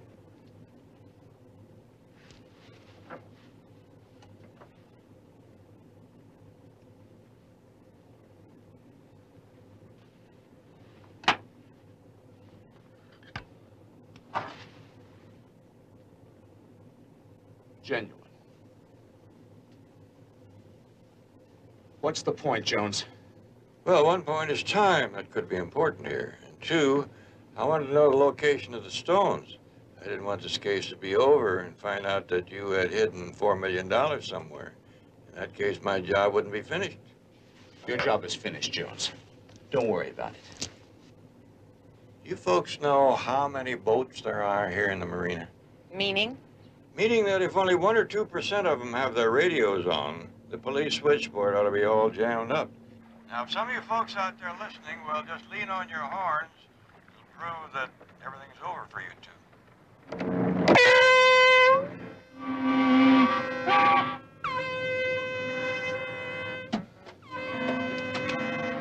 Is it on? I'll cast off. If he makes a move, kill him. I might mention, Mrs. Kellner, a police monitoring post was set up in the marina this morning.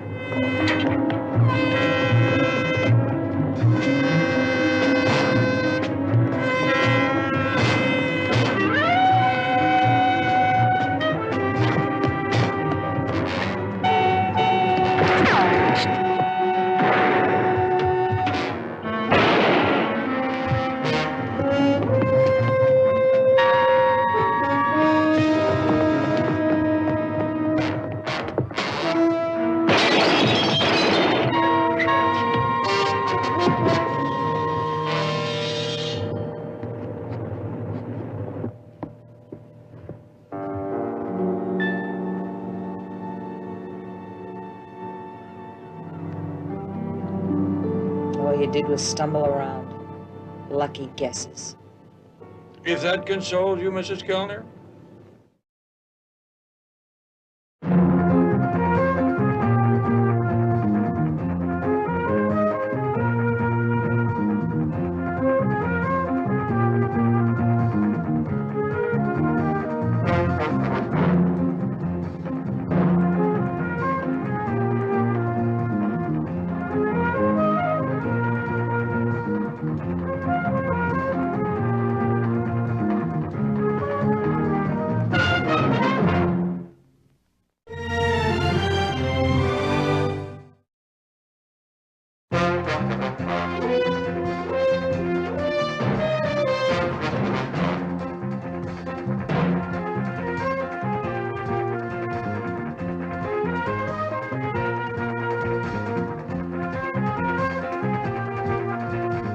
Barnaby Jones, starring Buddy Ebsen. Also starring Lee Merriweather, with guest stars Patrick O'Neill, Joan Van Ark, Charles Aidman. Tonight's episode, The Challenge.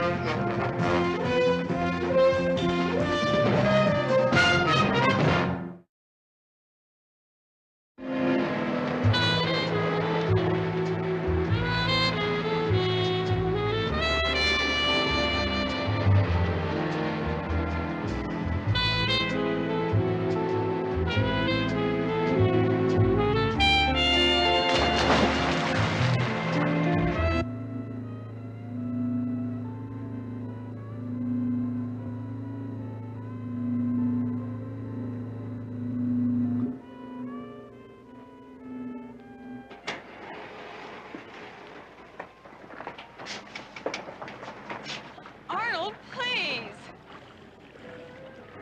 Arnold, will you stop? Arnold, please. I'm trying to talk to you.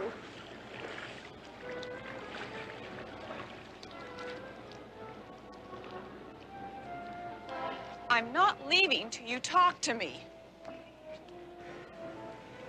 You mean the way you talk to Nancy? She had to know. Sure. The wife's always got to know if the husband's fooling around. Otherwise, it's no fun. I told Nancy that I'm in love with you and that you love me. I thought I was telling the truth. Maybe you were, Kathy. But it doesn't matter now, don't you see? I mean, the condominiums, the business, every cent of it Nancy's. Without her, I've got nothing. We can live without her money. Sorry, Kath, but I can't.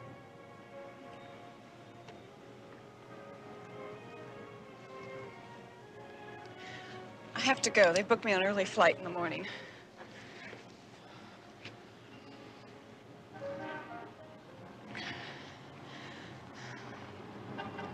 Arnold, if you change your mind, the ad agency's putting us up at the Lawana Shores Hotel in Honolulu.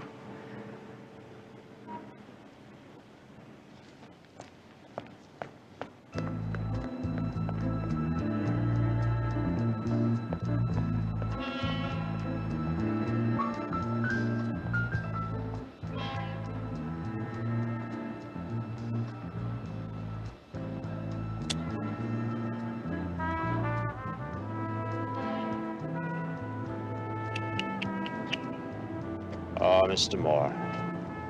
Mr. Moore, you're a mean man, kicking out a sweet lady like that. Not to mention standing up a terrific guy like me. You missed our appointment today. My wife knows all about Kathy and me. She walked out this morning. I'm through paying your blackmail, Captain. It's not that easy, Mr. Moore. Damn it, friend, the wallet is empty. You've got no more hold on me. No more Wednesday appointments. No more $500 a week to keep your mouth closed. See, now it's my turn to squeeze you. I'm going to go to the police, and when they've heard what I have to tell, the hell that you put me through will be nothing compared to what they'll do to you. Oh, now, Mr. Moore, you're getting yourself all worked up. It could be we can work something out. There is nothing left to work out. I'd think twice about that, Mr. Moore. Cabot, you know what I'd do if I were you? I'd start running. Because I'm going to get the first laugh I've had in months, seeing you behind bars. Red, you made a big mistake.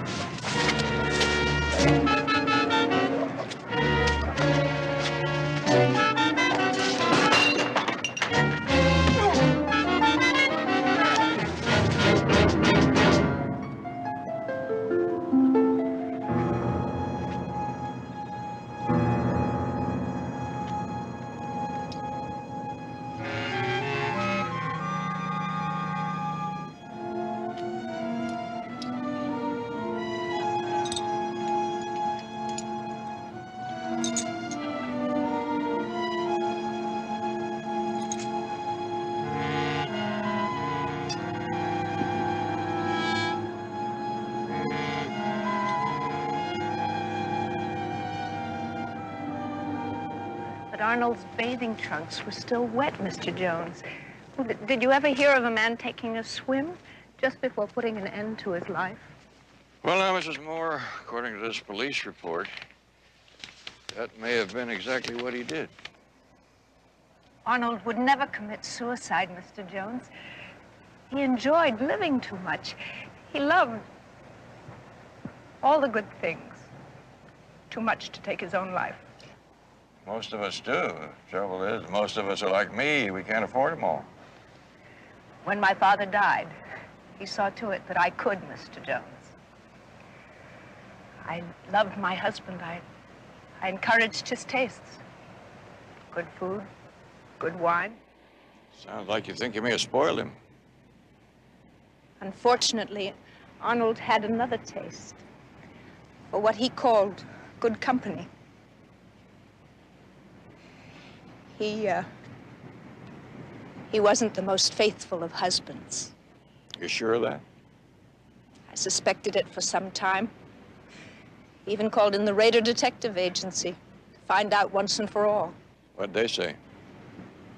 As a matter of fact, the agent on the case gave Arnold a clean bill of health. But he was wrong. The day Arnold died, a woman called me.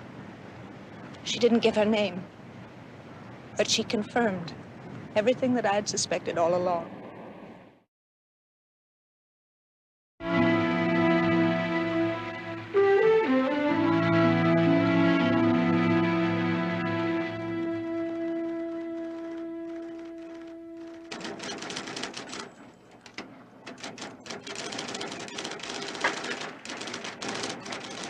I want this data comparison coded for, the last 3 years, will you?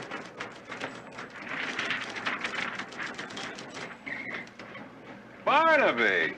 Quite a little place you got here. Oh, it's about time you came to see it. Well, come on. What do you think? Well, you're doing a lot better than you were when you were a forensic chemistry student in my class. You got more machinery in here than they moved into my Uncle Ezra's dairy farm after Aunt Jean got tired of hand milking. Well, Raider offers total services, from delivering payrolls to investigating murder. I hope you're finally going to take me up on my offer to join us. No, I'm working on a case. About 3 months ago, you did a surveillance for a Mrs. Arnold Moore. What I would like to see is the investigative log and also the man who worked on it, if possible. Sure. Investigator, Arnold Moore, surveillance.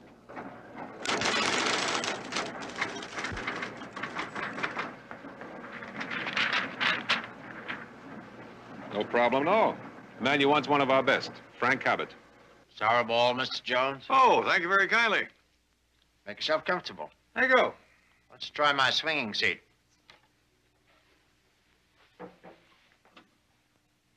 Very interesting, but I think I'll just sit here. You don't mind? Barnaby, I got to run. You sure you won't reconsider my offer and join up? No, thanks. I always like to do my own milking. Milking? You a farmer, Mr. Jones? Well, I left the farm some time ago. I'm a private investigator. Retired? Not yet. I knew nostalgia was the big thing these days. I hadn't realized it'd come this far. Well, it takes more than age to make an antique, Mr. Cabot. I'm looking for information about Arnold Moore. Oh, you're the one. Yeah, Moore's insurance company told me his wife had hired a private investigator to check on his death. She doesn't think it was suicide. And you were hired to prove that it was? Case was kicked over to me about an hour ago. You're right. His policy doesn't pay if it was suicide. I was just going over his investigation file. Say, I'd like to have a look at that. You're welcome to it. It's really good, quite thorough. Well, Mrs. Moore seems to feel that you overlooked one thing. Mr. Moore had a girlfriend. I don't make mistakes on basics like that. You read the file. Moore wasn't involved with anybody. Well, Ms. Moore says he was. The woman even called her. Yeah, well, Mrs. Moore could be mistaken. Well, her husband didn't seem to think so. As a matter of fact, he admitted it. Oh, wow. Oh, well, it looks like I blew one. But, you know, it could be that Moore was out of touch with his girlfriend when I was following him. That may be. But I figure if I can find his girlfriend, she might be able to throw some light on what happened the night he died. You know, Mr. Jones, if you're correct in this, I've got my professional standing to redeem. Tell you what, why don't I wrap this thing up for both of us? Well, I appreciate that very much, Mr. Cabot, but I don't think it'd be fair to my client. Well, I don't care if you call it an accident or suicide, but there's no point in both of us spinning our wheels over the same ground. Besides, since you're such a good friend of the management, I won't even send you a bill. Well, that's very kind of you, Mr. Cabot, but I think I'll just keep putting one foot in front of the other and see where it leads me. Well, that's up to you, but don't forget, better man always wins. I'll keep that in mind, Mr. Cabot. I'll keep that in mind.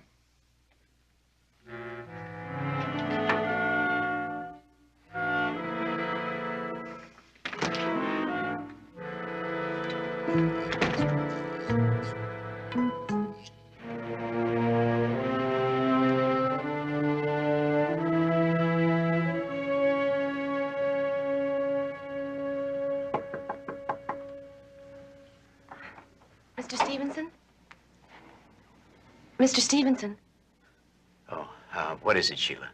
Well, I just wanted to say goodnight. I'm going home now. Unless you need me for anything. No, go ahead. Have a nice evening.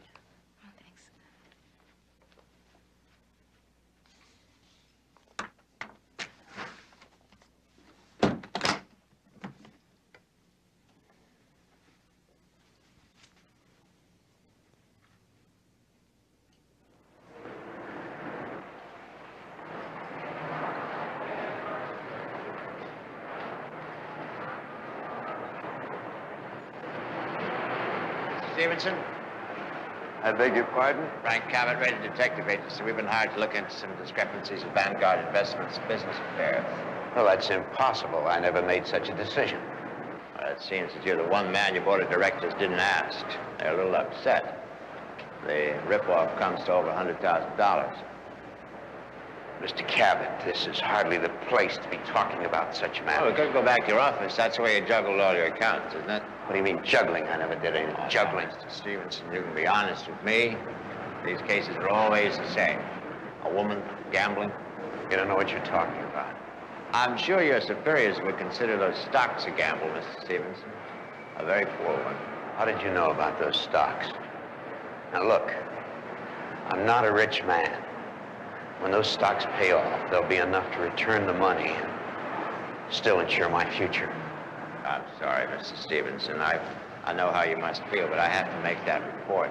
Now, believe me, it's not easy having to ruin good people just because they've made one mistake. Mr. Cabot, this report of yours, when is it due? Tomorrow morning, I'm afraid. But it could be delayed. Oh, now, Mr. Stevenson, I think I see what you're getting at, but now you're asking me to put my future on the line. Perhaps if there was some extra money in it for you? Well, now, I don't want you to think there's anybody who couldn't use extra money. I can make it very attractive. All you have to do is hold up that report. Look, you're a nice guy. It's just not right that all the nice guys in the world have to take in the neck. Why don't we talk tomorrow? We can work out the details by then. Well, we can. I'm sure that we can. Well, until then, I don't want you to worry about a thing, Mr. Stevens. Okay? Wait, Mr. Cabot. I'm not unskilled. I felt certain that my transactions were absolutely untraceable. How did you find out? Well, there's one thing about a good detective, Mr. Stevenson. He's always got his ways.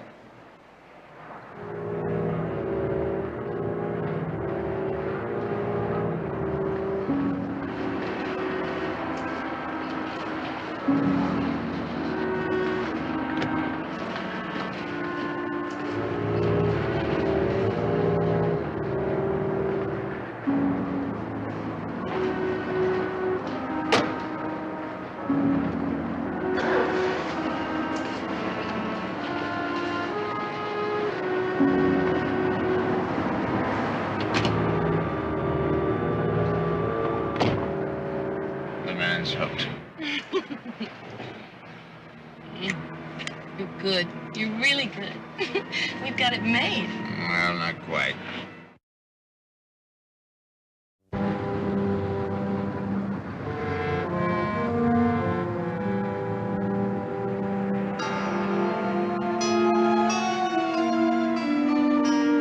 And when you're all finished, bring me everything you find in the filter trap. Oh, sure. Well, Mr. Jones, up early, huh? Well, I don't like to let much time go by. You're kind of up with the chickens yourself. Yeah, well, I got this strange rooster with built-in AM, FM radio, stereo, tape deck, the whole thing. Wakes me up every morning, crowing the news. So, did you find anything important while time was jogging by? Depends on what you consider important. Take a look over here. Is this where Moore went over? According to where the police found his body.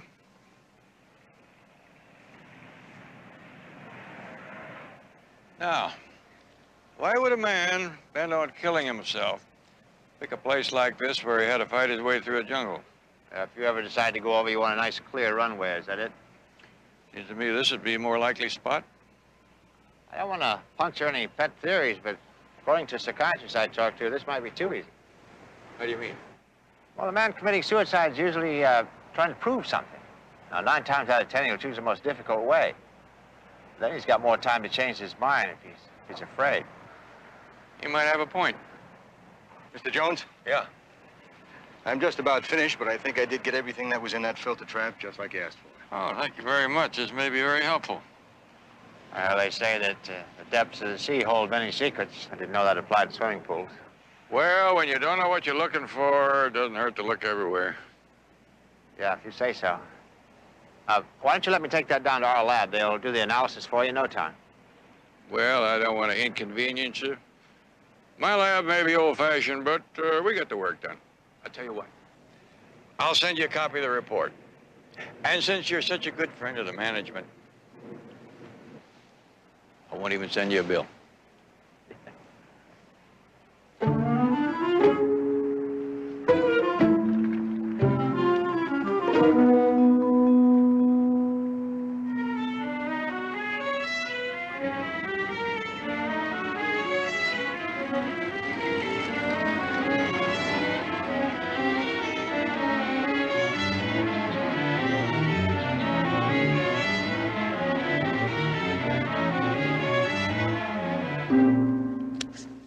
Here you go.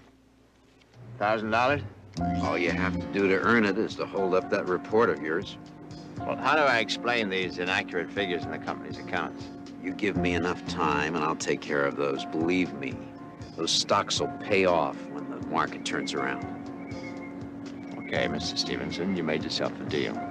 Thank you, Mr. Cabot. You won't regret this. I'm sure I won't. See you next week. What was that, Mr. Cabot? Next week. Same time, same place. Now, $1,000 is a great deal of money in some circles, but you'll have to admit it's a little inadequate when you consider the risk. It's all I can afford. I have a family to take care of. So do I. You took more than $100,000, and you're going to more than double that. Not till the stocks go up. I can't touch them till then. Mr. S., you're a smart man. Now, who's to know if you dip your hand in the till again? You might even get better at it. Practice makes perfect. You're a blackmailer. You're nothing but a blackmailer. I guess that's just another shame you'll have to live down. Starting another man on the road to crime. I'll regard this check as a down payment. You can pay the rest in weekly installments. Say $500 each. If I refuse? Oh, well, I'm afraid I'd have to make my report very prompt and very damaging. Now, neither one of us wants that, do we? I should have recognized you for the thief you are from the start. Now, don't be sulky.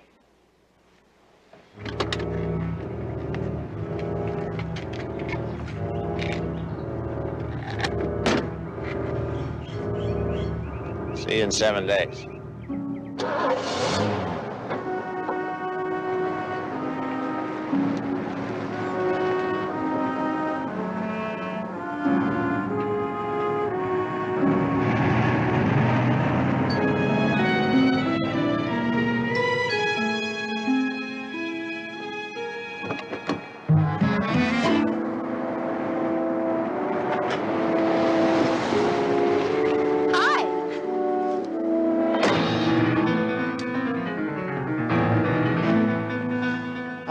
Spoil your mood or anything, but may I ask what you're doing here? I mean, are you deliberately trying to blow your cover? I waited until he left. He never saw me. I called Kathy Sayer's agent this morning. She's finished her modeling assignment and she'll be flying into L.A. tonight. Oh, that's wonderful. That's really wonderful. That's terrific, but I didn't ask you to do that. I was just trying to please you. Sheila, you're an inside operative. Your job is to get in where I put you and to learn what I need to know. And the way to please me is to do just what I tell you. Now, no more volunteering. You understand? Yes.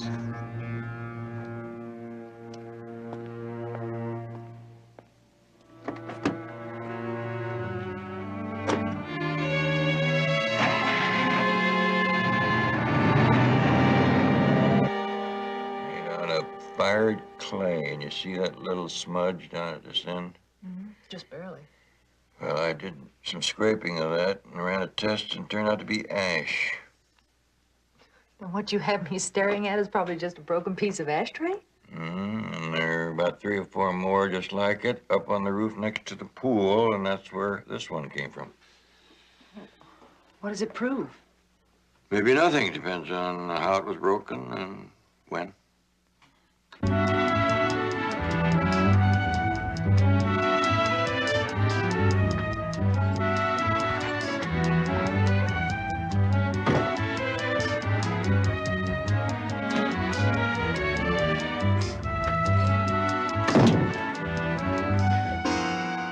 Hello, Kathy.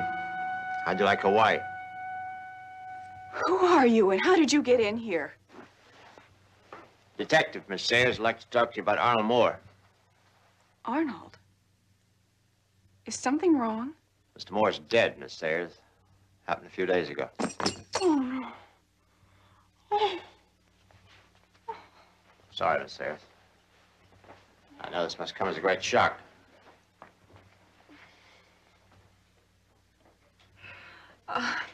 I've been away on a fashion layout. How did it happen? Violently. That's why I wanted to talk to you. You were one of Moore's secrets. Anyone know he was seeing you? There was Carl Hastings. We ran into him once at a restaurant. But Carl was a good friend. He pretended not to see us. In fact, I don't even think he got a good look at me. Anyone else? Anyone who wasn't such a friend who might have wanted to hurt him? There was a man. Arnold told me about him. He was blackmailing Arnold.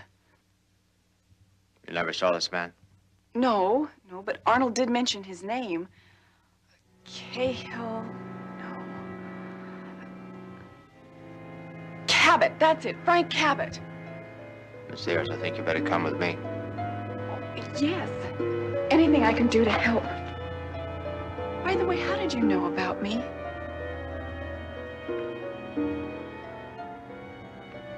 Excuse me, officer, can I see your ID again?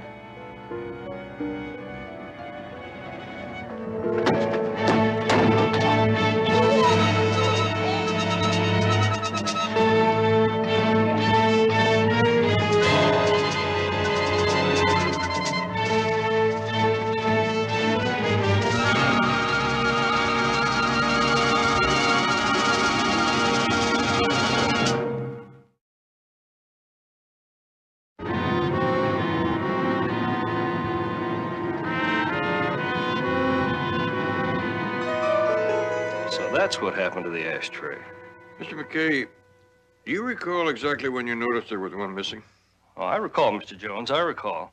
See, part of my job's buying replacements for anything that gets broken.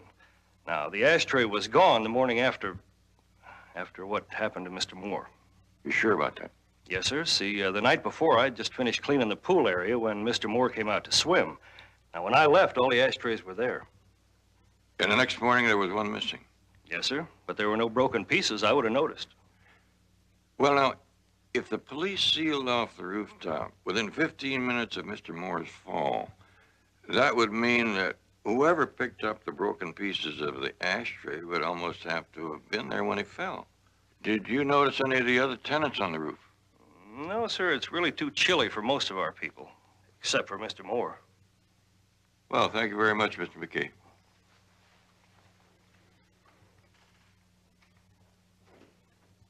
Ms. Moore, you didn't ever see the woman who called you, did you? No. I don't know now if I'm glad or very sorry. Did your husband have any other, people who were close to him? There was one person, an old school friend he brought into the business, Carl Hastings. Why? We're looking for a witness, special kind of a witness, who could explain how your husband could jump to his death and at the same time manage to dispose of a broken ashtray.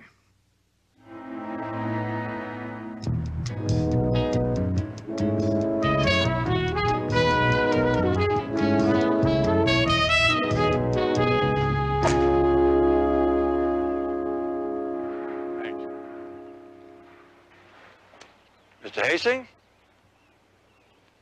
What a slice you got there. Great on dog legs. I had an uncle who used to practice his rhythm by swinging a horseshoe tied to a rope.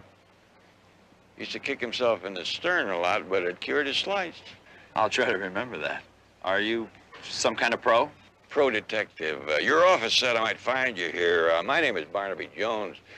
Nancy Moore hired me to look into the death of her husband. Sorry. I'm afraid I have nothing to say. Mr. Hastings, you were Arnold Moore's closest friend. I'm hoping that he told you something about that girlfriend of his. Arnold's dead, Mr. Jones. Why can't we leave it at that? His wife needs to know how he died, and I think she's entitled to that, don't you? Arnold Moore was the best friend I ever had. He gave me a chance, a job, when nobody else would. Well, he doesn't sound like the kind of a man who would object to the truth. Besides, if you cleared your mind, it might improve your golf swing. Okay, Mr. Jones. I have been going through Arnold's business accounts. I found a series of weekly withdrawals, $500 each, stretching back 3 months now. Now, what do you suppose you did with all that money? I don't know. It was listed under the heading of out-of-pocket expenses. I can only tell you, Mr. Jones, our pockets never had business expenses like that. The girlfriend? I knew Arnold was seeing a young lady. If he were alive, I'd never say anything, you understand? But now, what do I tell Nancy? Hastings? Excuse me, Frank Cabot. Morning, Jones. You're really doing quite well. Those feet of yours moving you right along. Well, apparently, you're not doing too badly yourself. Matter of fact, I'm not. How well would you say you knew Moore's girlfriend, Mr. Hastings? I only saw her once. That was that time at the restaurant, right? Yeah. Isn't this the girl?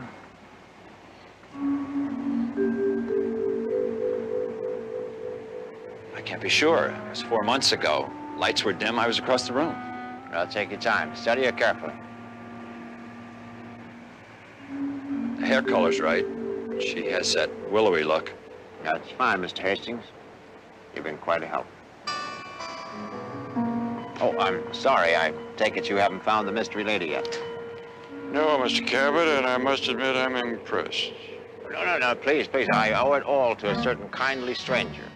After you poked holes in my old report, I thought I'd better fill them in. They do say a man learns by his mistakes. Well, that's something we can all remember. Now, don't let these little setbacks get you down, Jonesy. Always better days ahead.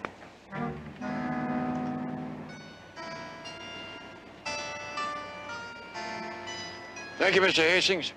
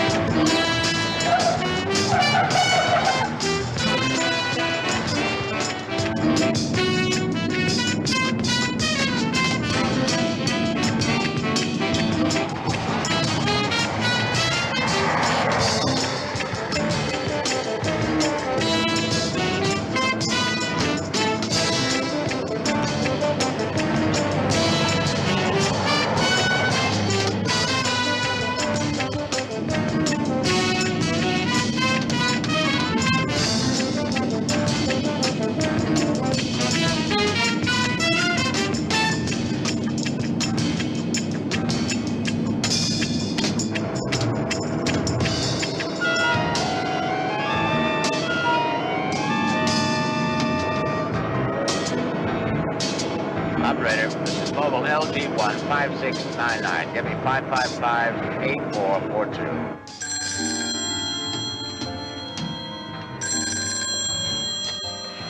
Mr. Stevenson's office. All right, lady, now's the time you can really start pleasing me.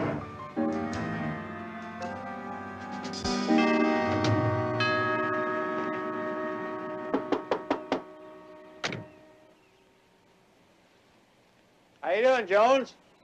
Just fine. I figured that you wouldn't mind if I joined you. Jones, if I did, I'd have lost you about 5 miles back. I'm much obliged, Mr. Cabot. You've given an old hound the thrill of the chase. My pleasure.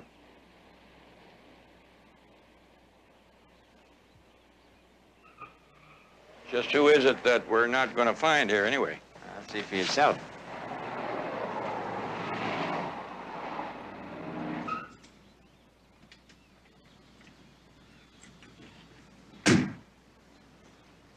Is there something I can do for you two gentlemen? Sheila Bonner? Yes. Private investigators?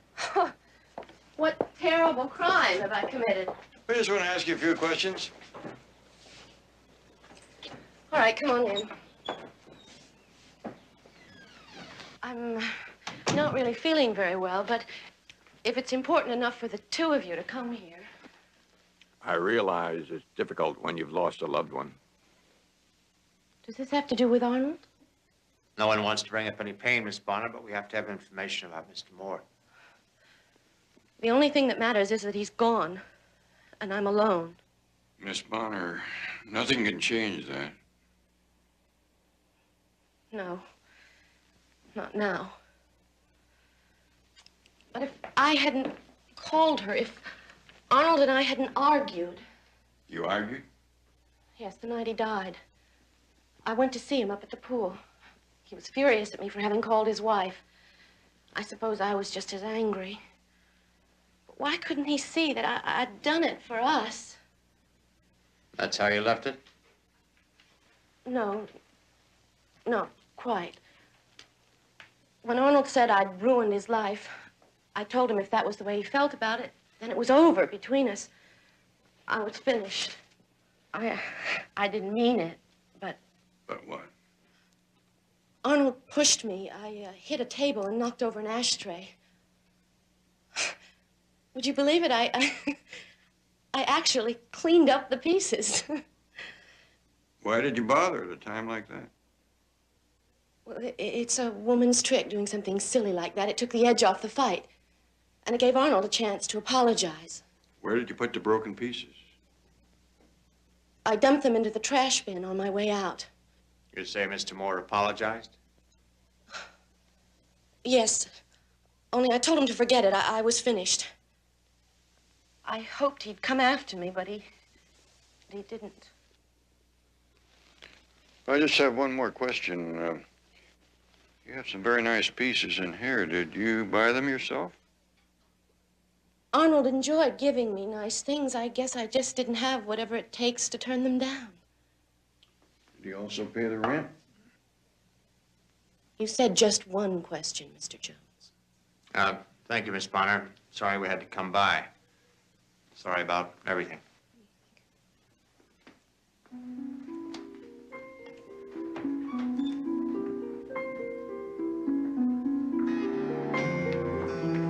Like I said, Jonesy, you should have let me wrap this up for you. You think this is all? Well, Arnold Moore wakes up one morning with everything. By that same night, he's got nothing at all, not even his mistress. Wouldn't you say it's a good motive for suicide? Moore's insurance company will be very happy, Mr. Cabot. I'd say you've got your motive all right.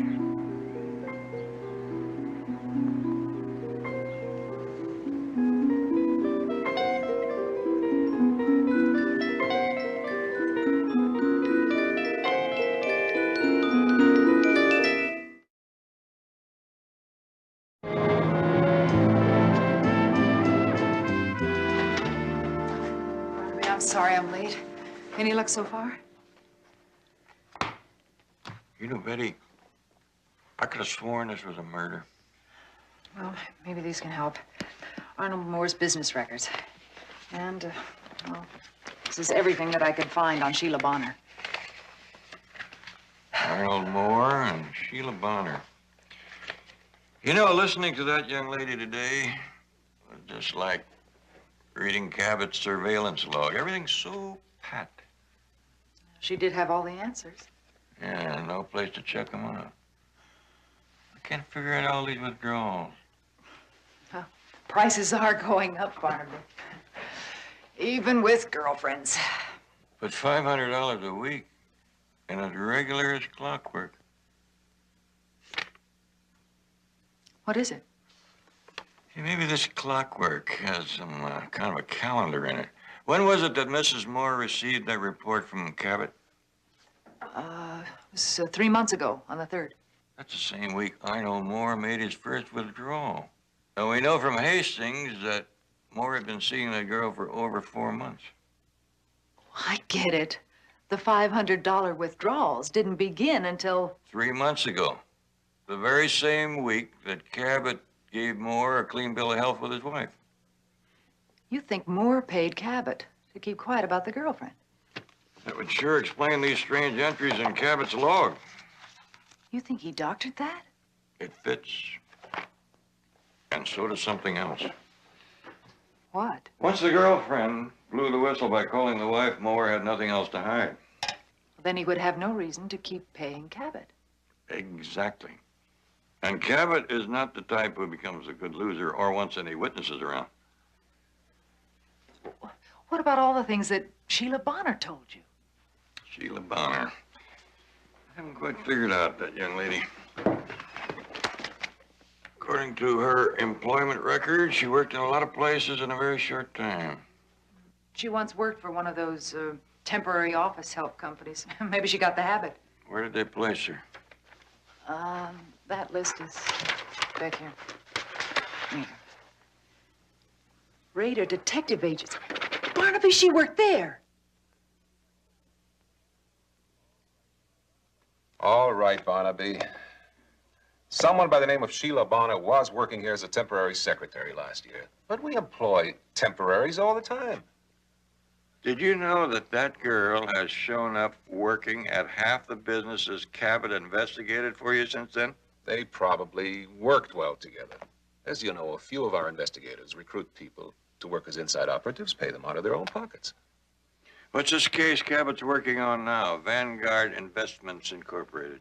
Oh, their board was afraid the comptroller was getting greedy, and they didn't want to frighten the stockholders with an audit, so they hired us. Why? Did you know that Sheila Bonner's working for them? Look, Barnaby, all I know is, according to Cabot, that Stevenson, the comptroller, is clean. Are you a betting man? No. Good, because I wouldn't bet on Stevenson's honesty. What about Cabot's? The way I feel about him is, I'd appreciate it if you didn't tell him I was here. Barnaby? Oh, no. All I want to know, really. Hang on to your questions, because I'm going to have some answers very shortly.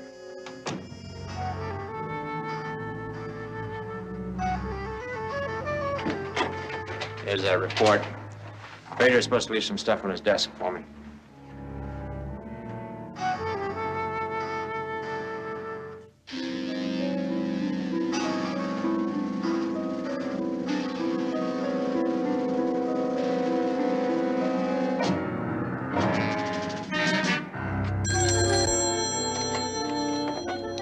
Mr. Stevenson's office?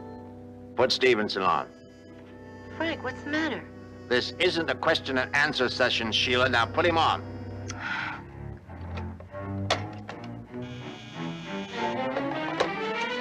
Yes?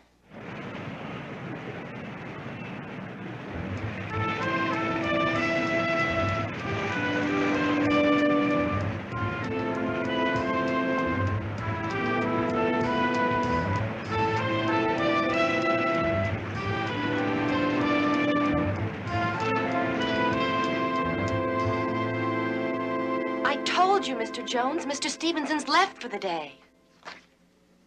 Forgive me, Miss Bonner, but after the story you told me yesterday, I find it hard to believe what you're telling me today. I don't know what you're talking about. You're almost as good at this as your friend Cabot. What did he do, cut you in on a percentage? Mr. Jones, if you don't get out of here, I'm going to call a security guard. It's not just blackmail now, Miss Bonner. If I'm right, you could be charged as an accessory to a murder. I told you, I don't know anything about Mr. Cabot or Mr. Moore. You ought to at least know where your boss went. I'm afraid Mr. Stevenson can't be reached. It's a shame I couldn't reach you, Miss Bonner. It's a real shame.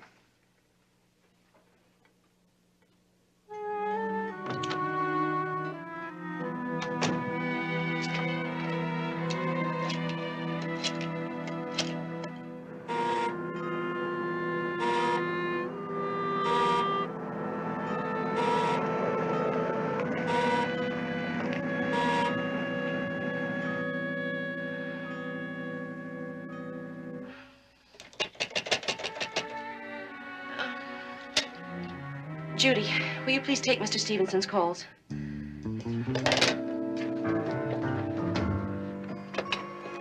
All right, Cabot, what is it now? What do you want? Oh, nothing. I'm letting you off the hook, Mr. Stevenson. What about your report? Oh, I'm going to help you out. We just have to figure it out exactly how to keep your accounts from conflicting with my report. Come on, let's take a walk.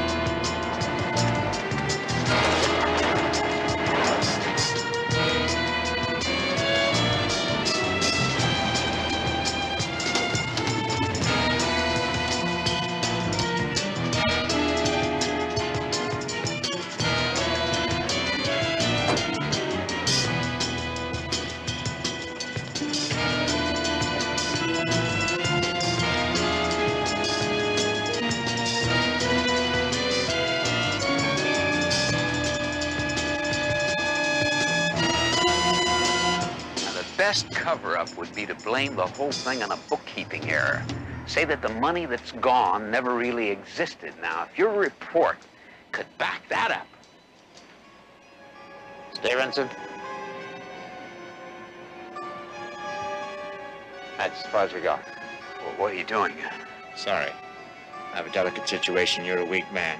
You broke for me, you'd cave in for anybody else. Cabot, please. Frank, no! What are you doing here? Jones figured it out. It's too late. Cabot, freeze! Stupid! All of you stupid!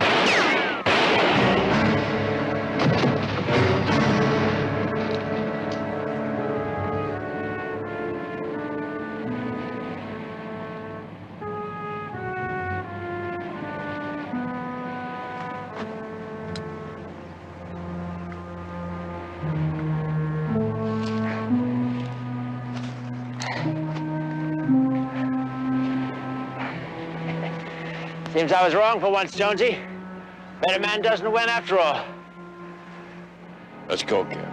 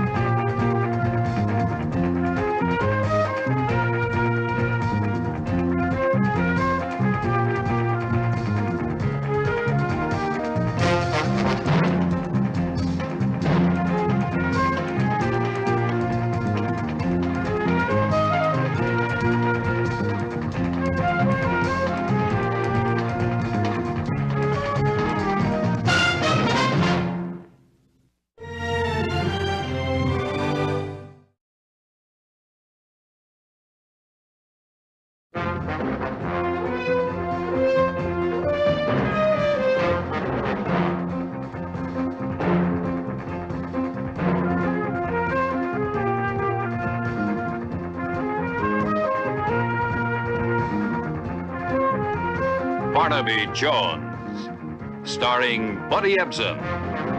Also starring Lee Merriweather, with guest stars Fritz Weaver, Harris Yulin, Mario Racuzzo, and Helm. Tonight's episode, Conspiracy of Terror.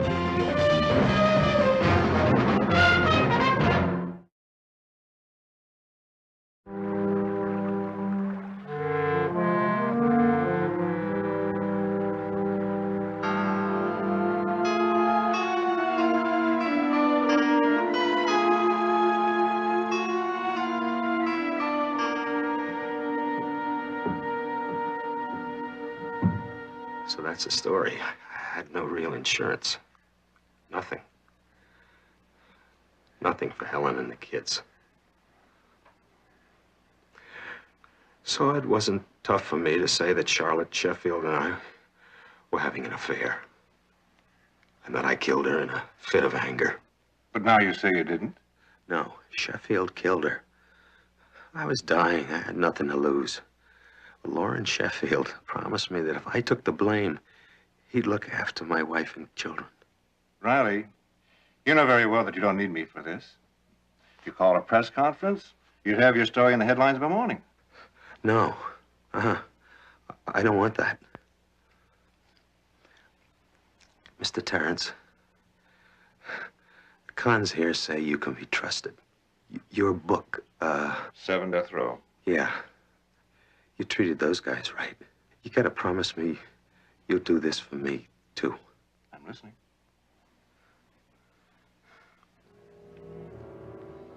I'm keeping up my end of the bargain. I'll do the time. It can't be much longer the way I feel. But I gotta be sure that Sheffield keeps up his end of the deal. And he takes care of Helen and the kids. What did you want me to do, Riley? When I'm gone, if he goes back on his word, you can use this story any way you want. But I want the story of Charlotte Sheffield's murder told. You can count on it. But you'd shake him up a lot more if you told the authorities now. No. Then Helen would have nothing. Who's there? How long have you been standing there? It's okay. Stacy's my cellmate.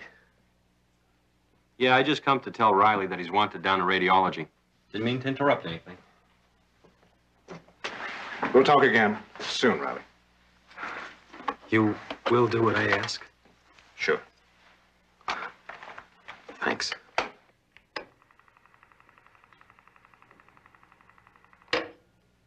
I don't know exactly why Sheffield killed her. Porter Long didn't come get me until Charlotte had been dead for some time. He said there'd been an accident, that Mr. Sheffield needed my help.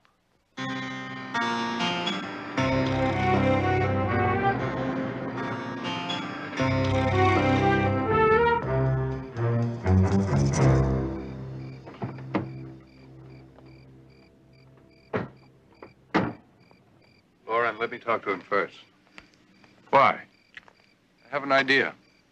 Just give me 5 minutes. It'll make things a lot easier. All right, Porter. If Stacy Vernon's message is correct, it could mean trouble. I must have that tape. I was only a stringer, but I worked for Sheffield's paper for over 8 years. It wasn't unusual he'd call me up to the house. I'd been there maybe a dozen times before.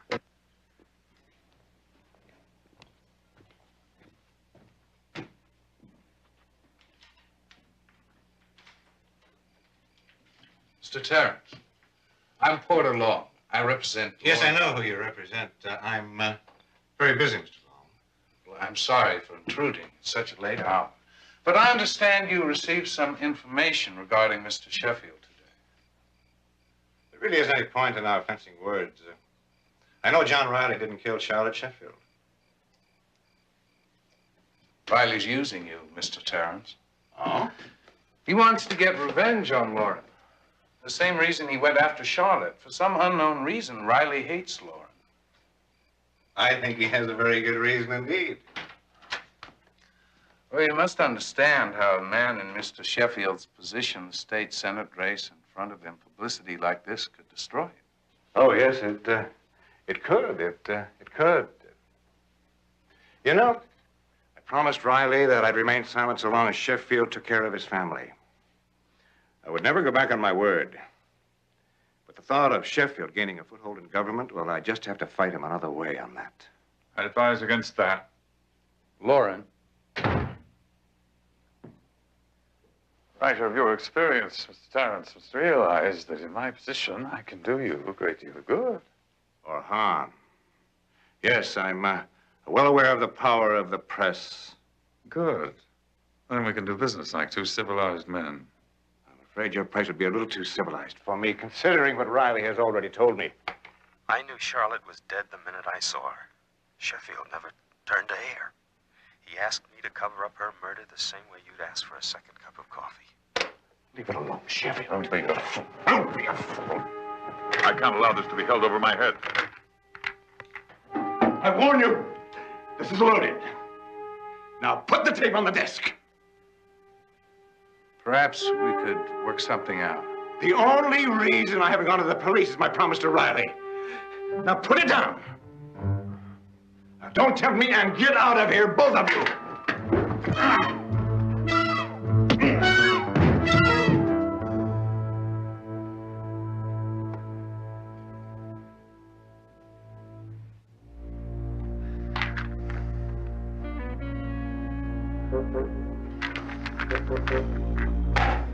He's dead.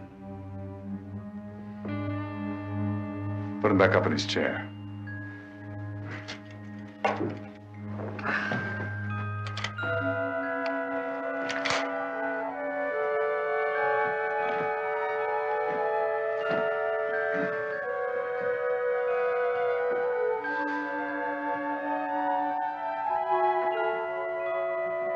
What are you doing?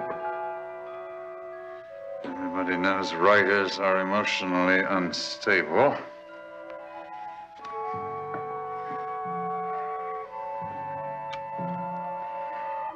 Look, make a simple case of suicide. Don't you see, Mr. Jones, there's no reason for Jeffrey to commit suicide. I've never heard of a good reason for suicide. I'm more interested in why he wouldn't. Jeffrey celebrated life. He reveled in the challenge of it. So did Hemingway. Mr. Jones, I agented the sale of Jeffrey's first book. And I was there when he won his Pulitzer. I knew him better than anyone. I'm sure you did, but if he didn't kill himself, we're talking about murder. And that's a pretty strong medicine to be taking without a prescription. Okay, I know it isn't evidence. And you'll probably say it's frivolous. Try me, Miss Meyer. All right.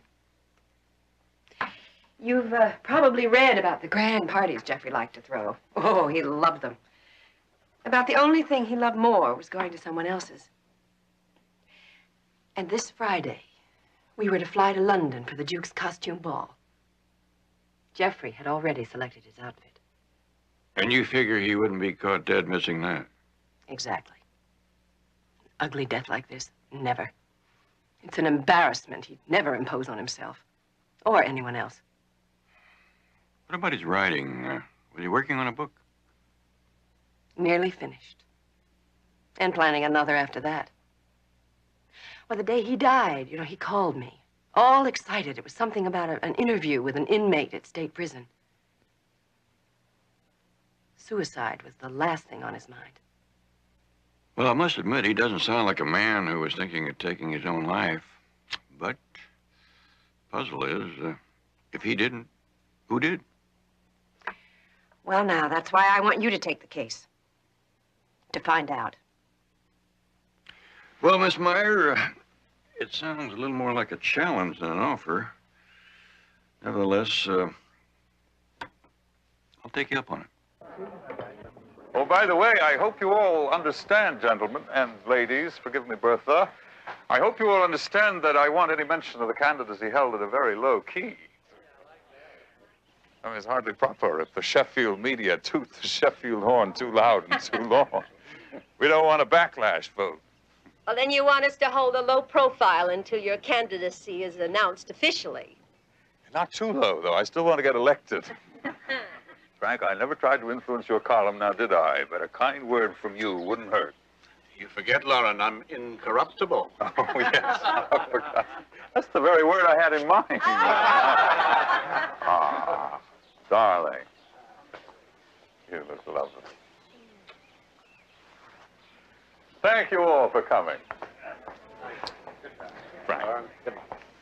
Are you sure, Lauren? There isn't another announcement you want to tell me about? Hmm? You forget, Bertha, I'm a recent widower. And for now, at least, a confirmed bachelor. But I promise if I change my mind, you'll have an exclusive. I'll hold you to that.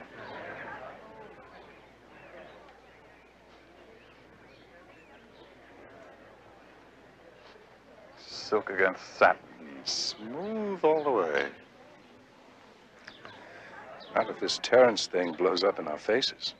How can it? We've destroyed the tape. What if Riley should decide to talk to someone else? You better make sure he understands what will happen if he does. I want no slip-ups. Not now. Note here in the apex, John. It appears to be much clearer than it was a month ago.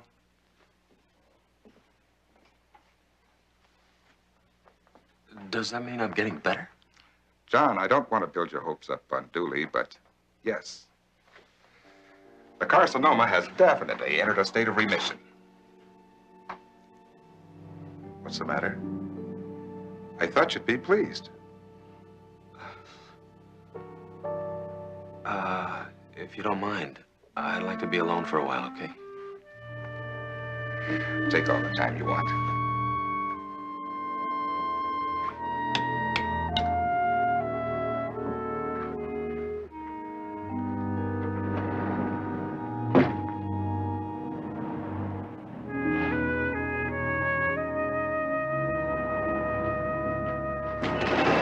Mr. Riley? Yes? Barnaby Jones. Took an awful lot of talking and paper signing to get in here to see you. This place is tougher to get into than Fort Knox. It's even tougher to get out of. Mr. Jones, didn't you get my message? I really don't know anything about Jeffrey Terrence that you can use. Well, there's just a couple of details that I need. Mr. Terrence's agent was very anxious to find out exactly what he was working on at the time of his death. Best of my memory, all he did was ask me general questions. How I reacted to prison, stuff like that. I guess he thought since I'd been a newspaper man, I could articulate it better than most. And it was Mr. Terrence who asked for the interview? Yes. Why do you ask? Well, you newspaper people need a nose for news. A detective just needs a nose. One of the guards told me that he saw Mr. Terrence tape recording your conversation. Yes, I suppose he did. I wasn't having a very good day. Remember any of the questions? Mr. Jones, I'm sorry. I don't even remember my answers. The doctor said that it was because of the medication I was receiving. Yeah, sometimes your memory deserts you at odd moments. I remember once I was introducing my mother-in-law to a group of people, and I said, folks, I want you to meet my mother-in-law, Mrs. Couldn't remember her name. Believe me, I remembered it after that. Well, we should have no trouble finding that tape among Mr. Terrence's things. Thank you very much for your time, Mr. Well, one more thing. On the day of the interview, did Mr. Terrence exhibit any signs of thinking of suicide?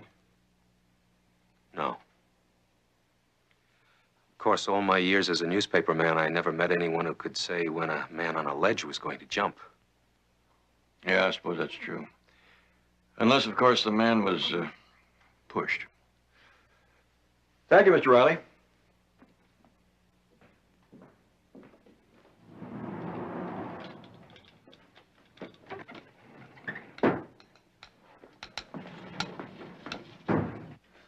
I hope you decided to use your head in there, Riley.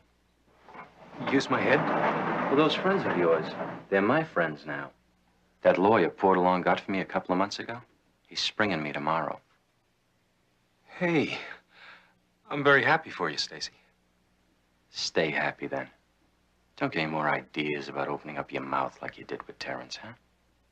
Otherwise, your family's had it.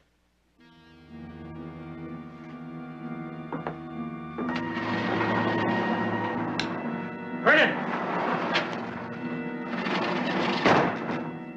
Long said to remind you that Most accidents take place in the home. You know, there's no telling what could happen if they weren't around to keep an eye on the kids. You think about it.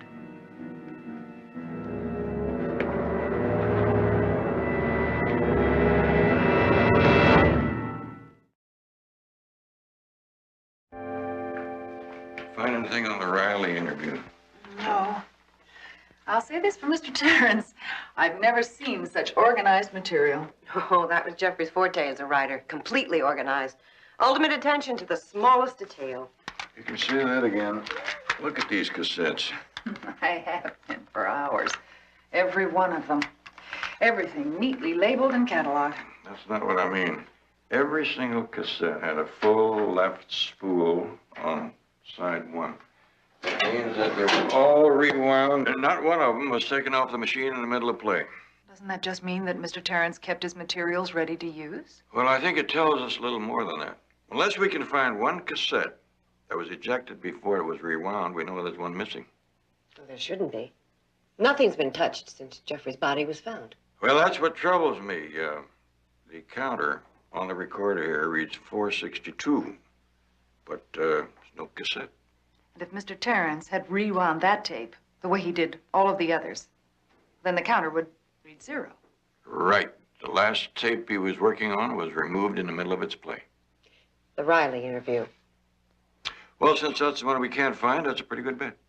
What puzzles me is why anyone would want that interview tape badly enough to kill Jeffrey. You know, if I'd had any idea that Riley's letter to Jeffrey would have led to this. You mean Riley asked for the interview? Yes, of course. Why? You told me it was the other way around. Then he lied. Riley pleaded for that interview. A dying man Jeffrey couldn't refuse. I kind of thought that Riley wasn't revealing everything he knew. Makes you kind of wonder what was really on that interview tape. Small chance. If Riley doesn't tell you, there's no one left to ask. There may be one. Stacy Vernon, Riley's cellmate, gets out of prison today. A high-priced lawyer named Scovall got him out on a technicality. Betty, would you see if you can find out who hired Mr. Scovall? I'll get right on it. Oh, where are you going to be? Well, I think that Miss Meyer and I are going to try to give a helping hand to Mr. Vernon on his road to rehabilitation.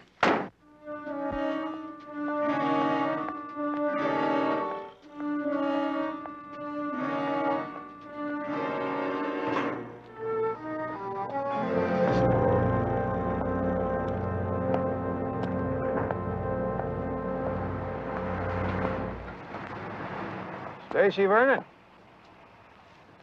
Yeah. Barnaby Jones is my name.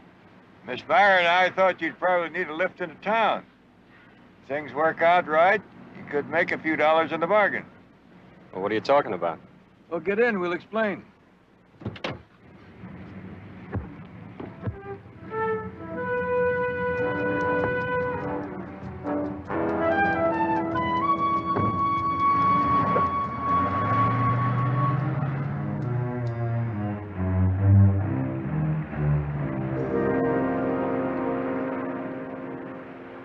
Hey, I sure appreciate you stopping. You know, for 2 years, I dreamt about one of these things. It's funny, huh? Not chicks or booze or cars. If you accept Miss Meyer's proposition, you'll have the money for the whole list. Come on, I don't know nothing about writing. You don't have to. I can get someone to handle that. What I'm interested in is the information that Jeffrey Terrence received in his interview with John Riley. So if you could recall something, it could be extremely valuable. How valuable? Since it's possible we could get a book out of it. Let's say $10,000 for your fee.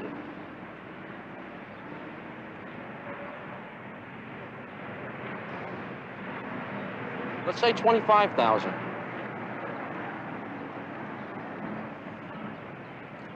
All right, 25,000.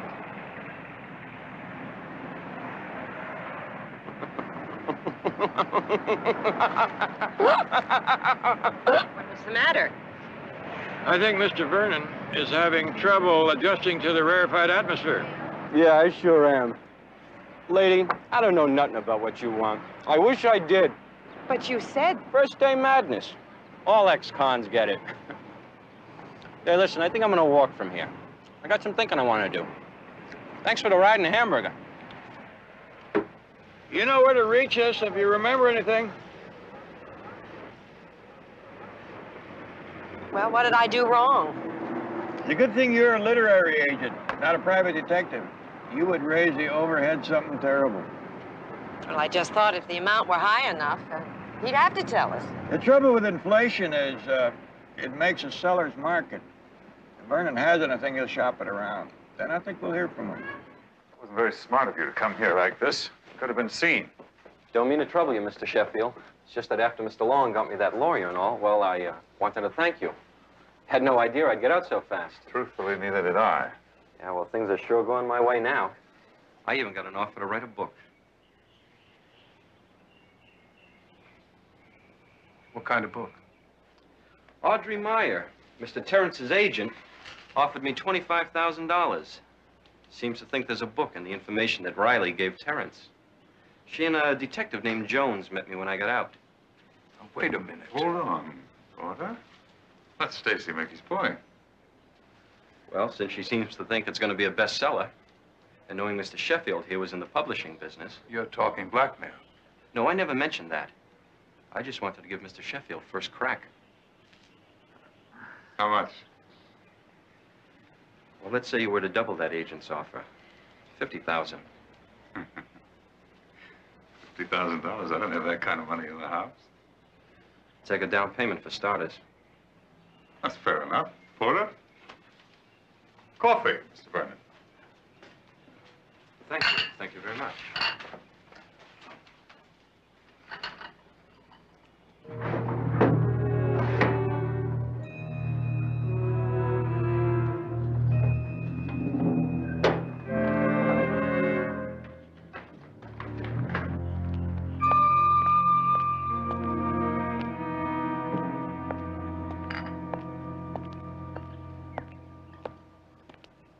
$2,000. I'm afraid this will have to do till we can arrange for the rest. You call when you're located. Sure, sure. Listen, it was nice doing business with you guys. For a while there, I thought you might take it wrong.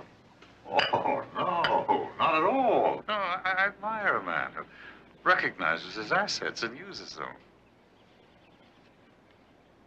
Good day, Mr. Vernon.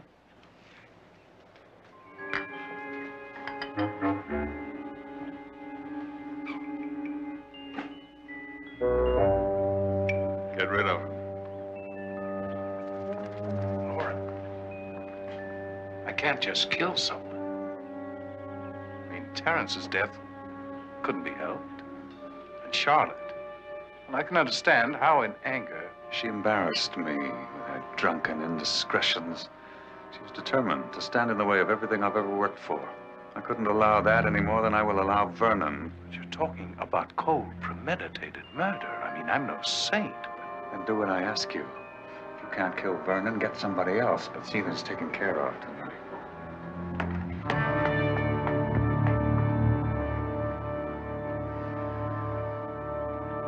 No, John never mentioned Jeffrey Terrence to me, but then the way things are, we don't talk much when I visit, Mr. Jones. We just touch and hope and pray. Yes, I can understand that. Mrs. Riley, did your husband ever tell you the full story of Charlotte Sheffield's murder? I think he knew it wouldn't do him any good. How so? After 15 years, a woman knows some things about the man that she's lived with.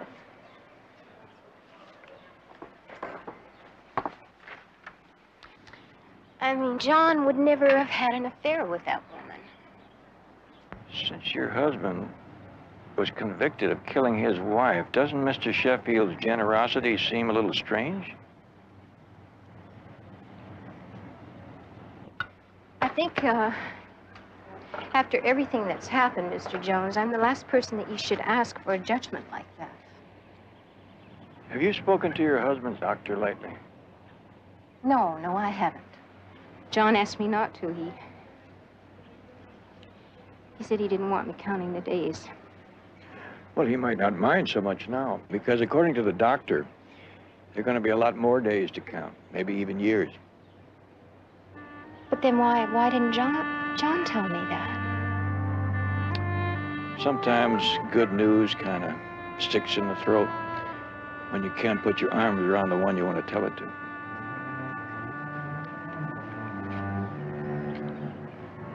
Thank you, Mr. Turner.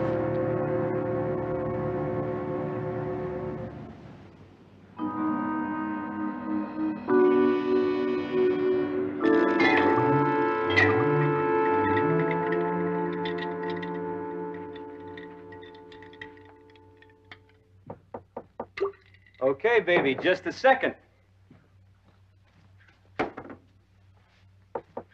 Be patient, baby, be patient. You're 15 minutes early. When Daddy says 8:30, he means 8:30. Stacy Vernon? Yeah. Ah.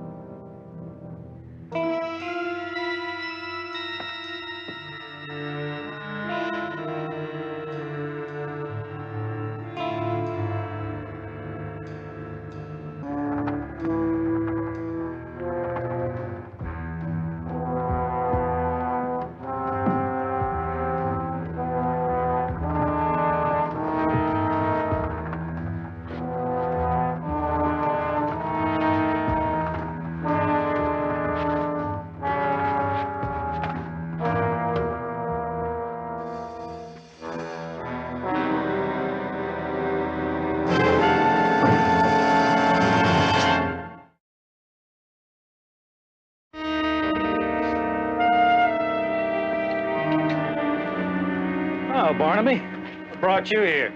Just dropped by to make a reservation? Nope. Looks like this motel could be hazardous to your health. What does the coroner make it, Lieutenant? Suicide. Could be first-day blues. Vernon just got out of the slammer yesterday. Yeah, I know. He wasn't exactly dressed for walking off a balcony. Any sign of a first-night girlfriend? Oh, bellhop said she arrived about 45 minutes late. When Vernon didn't answer the door, they figured he got drunk and passed out. Gardner found him this morning. Drank that much? Enough, judging from the bottles in his room. You still haven't told me what you're doing here. Well, your office told me where I'd find you, and then I realized we had an interest in common. My client offered Vernon a lot of money yesterday for a little information. He didn't take it? I think he put it out for bids. One thing for sure, he's too smart a con to take himself out this way. If I run onto anything, I'll give you a call.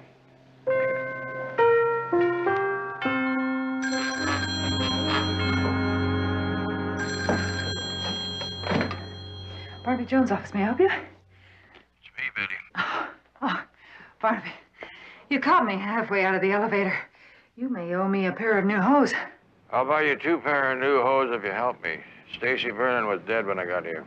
Oh, I was just talking about him a few minutes ago. Did you get anything? Maybe. I managed to have lunch with one of the younger members of the Scoville law firm. It took some doing, but he finally told me that Vernon's legal fees were paid by a man named Porter Long. Porter Long. Am I supposed to know that name? Porter Long is Lauren Sheffield's right-hand man, and Lauren Sheffield is... I know who Lauren Sheffield is. Thanks, Betty. Go out and buy yourself a whole box of new hose. You shouldn't have spent the money on this. Lisa told me to tell you that she got the lead in Antigone. Antigone, with braces on her teeth. That'll be something. How's Greg? He's fine. He got quarterback on his football team. John, why didn't you tell me What? that you're getting well? Who said that? Mr. Jones and I talked to your doctors. Well, you shouldn't have. It won't change anything. John, it would if you would let it. Mr. Jones says that you're not telling everything you know about Jeffrey Terrence's death. I don't care what Mr. Jones says. Well, it all has to do with Charlotte Sheffield's murder, doesn't it? Stop it, Helen. Leave me alone. Just leave me alone. Oh, darling, don't you understand? If there's any time at all a day, A day it belongs to Craig and Elisa and to me. You belong to us, John. Helen. Helen. Believe me, if there was anything I could do to get out of here, to be with you and the kids, I'd do anything. I'd say anything. I love you, Helen.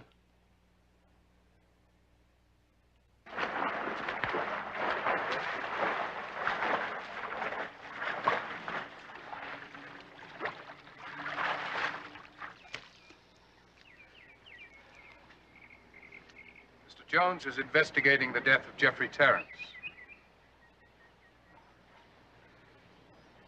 What is it I can do for you, Mr. Jones? The problem is every lead I get takes me back to Riley. I was hoping you might be able to provide me with some information. Oh, sure, my personnel department can give you more than I can. Well, funny, I thought you two were good friends. Why is that? Well, I talked to Mrs. Riley, and she told me that you had been continuing to pay Mr. Riley's salary. Now, that seems very generous in light of the situation. Mr. Jones, my wife was not a very discreet woman. John Riley was not the first man to share a bottle with her or her affection. Porter, maybe Mr. Jones would like something. No, thank you. Then you don't blame Mr. Riley? At first I did.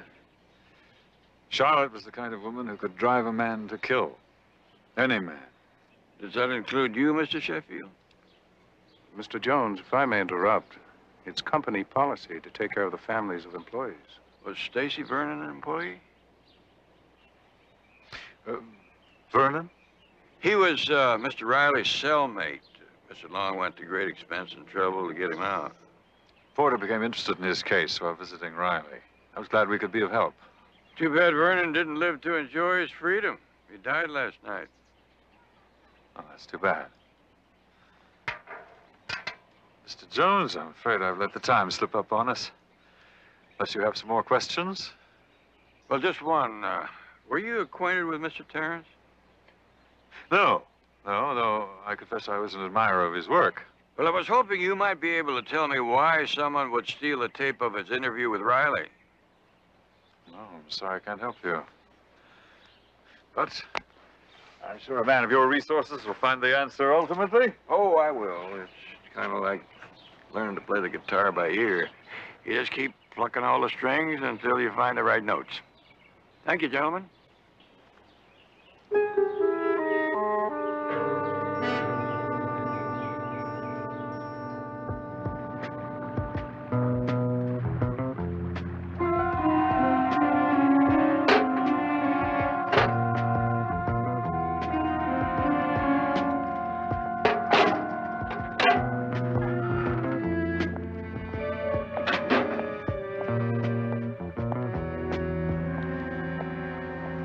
Mr. Jones, you're wasting your time.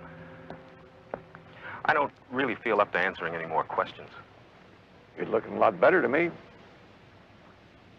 Did you hear what happened to Stacy Vernon? They let us watch television. Did you know it was Lauren Sheffield that got him out? What do you want? I'm very grateful to Mr. Sheffield. After what I did, you know the whole story. All but a part of it. Why would a man like you, in your state of health, go after a woman like Charlotte Sheffield? Maybe I wanted just one last fling. That's not much of an answer, especially in view of the hell it put your family through. Your wife doesn't believe it, neither do I. Well, you're just gonna have to live with it. Or die with it, like Jeffrey Terrence. He tried to help too, didn't he? Look, I'm not asking you for help. But you did ask Terrence. His agent remembers your letter. Riley, I can understand why prison doesn't hold much terror for a man who knows he's dying, especially if a few months behind bars will provide for his wife and children after he's gone. You finished, Jones? Not quite. The doctors tell me that those months could be years now. A small lifetime. Look, I know what I've done. And why don't you tell me the truth the way I believe you told Terrence? I'm a dead man. Don't you see that? I learned to live with that a long time ago. Even if the doctors are right, nothing I can say is going to change that. I'm a dead man. Don't you understand that? Without hope, none of us would be alive. You missed your calling, Jones. You should write epitaphs.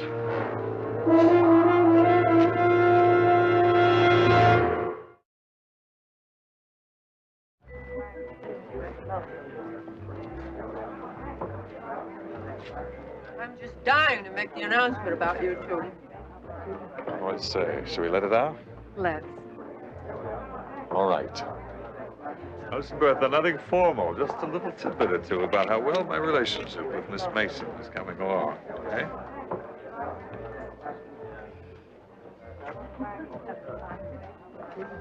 I'll have a scotch, please. Yeah, to me.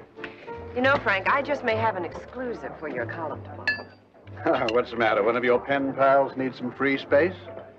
Jeffrey Terrence never had to beg for space when he was alive. Oh, I'm sorry. The sad news is that he's yesterday's news now. Not if that detective I hired, Barnaby Jones, is right. He thinks he's unlocked the mystery surrounding Jeffrey's death. Meanwhile, he committed suicide? No. Jones thinks it was murder. Well, it seems Jeffrey had made some notes on the project he was working on, and Jones found them this afternoon. The only problem is, though, they were in Jeffrey's personal shorthand, but Jones says in time he can decipher it. As a matter of fact, he's over at Jeffrey's place working on them right now. He says he should have the answer in just a few hours. You join?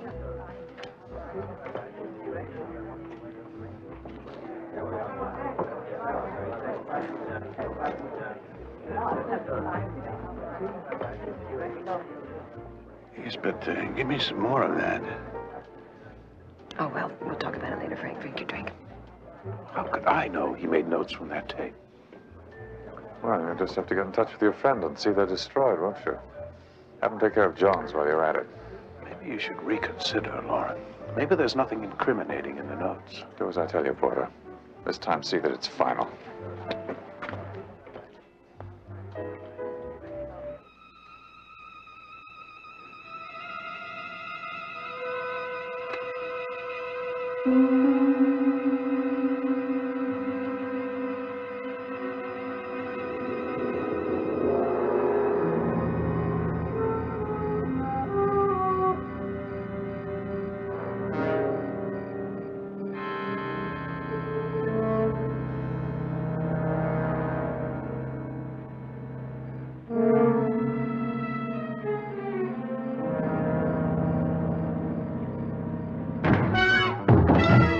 Hold it. You are Barnaby Jones. I don't recall that we were ever introduced, but we might have a mutual acquaintance. Stacy Vernon. Everybody's got a job to do. He did a very professional one on him. Shut up. Back away.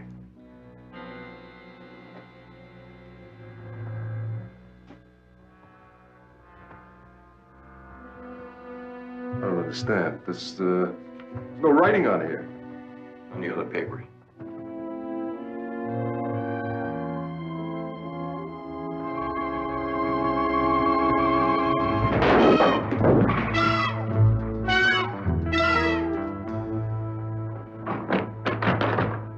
You look comfortable down there. Why don't you stay right where you are?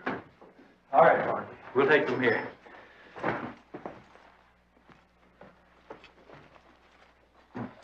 Would you mind telling me why you took a chance like that? You knew I had my men closing in.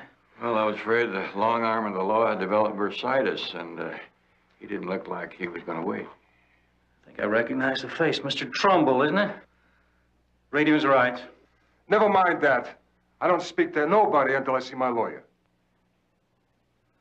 Give him his rights, take him downtown and book him. Now, they're all jailhouse lawyers these days. Sorry, Barnaby. It looks like you struck out. I wouldn't say that. More like a foul tip.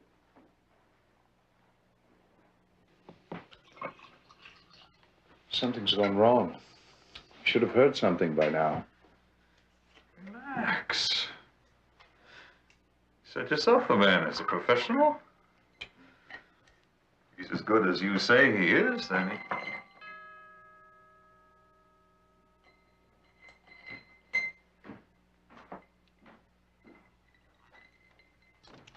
Oh, Mr. Jones.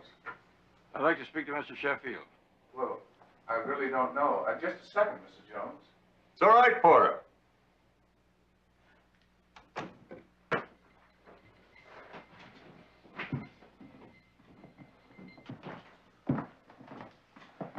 Well, come on in, won't you? Can I get you a glass of brandy?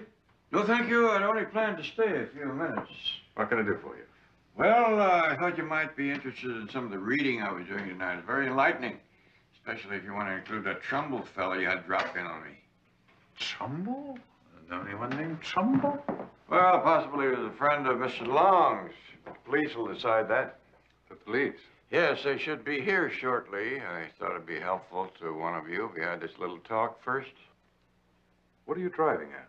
Well, one of you can get off on a charge of accessory, but I suspect that Mr. Sheffield will choose that option because he has a history of letting his hired help take his punishment for him.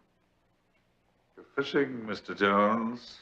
I don't think John Riley would say I'm fishing, not now. I think you ought to have a talk with Mr. Riley and Mr. Long. You might find you have a lot in common. After all, you were the last person standing between Mr. Sheffield and the police. You may have to become the patsy for Mr. Terrence's death. I didn't kill Terrence. Well, what about Stacy Vernon? Trumbull didn't do that by himself. Be quiet, Porter. Mr. Jones, if there are any charges to be filed against Porter, be advised he will have the full weight of Sheffield Enterprises behind him. That's very impressive. You think you can stay afloat with that load on your back? No. Lauren, I'm not going to let you do to me what you did to Riley. It's over. Any deal I make from now on is for myself.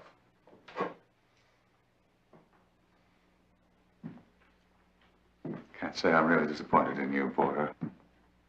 Your gun, Mr. Jones.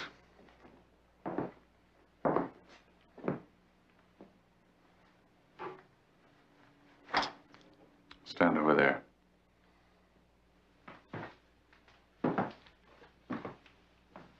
This isn't going to help you any, Mr. Sheffield. Like Porter, you lack imagination. You came here tonight because an attempt was made on your life by a man hired by Porter Long. Police will never believe that. Well, I've never met Trumbull. You hired him. When Jones confronted you with it, you panicked.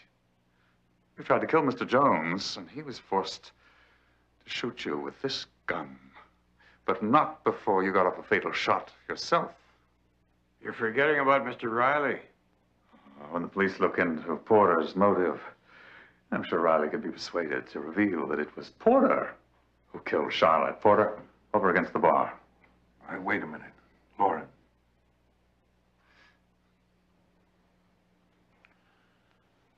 I'll take the rap. Whatever you want. Now you're being sensible.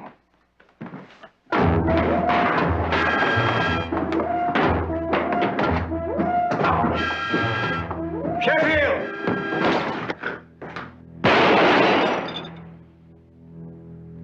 I only miss when I want to.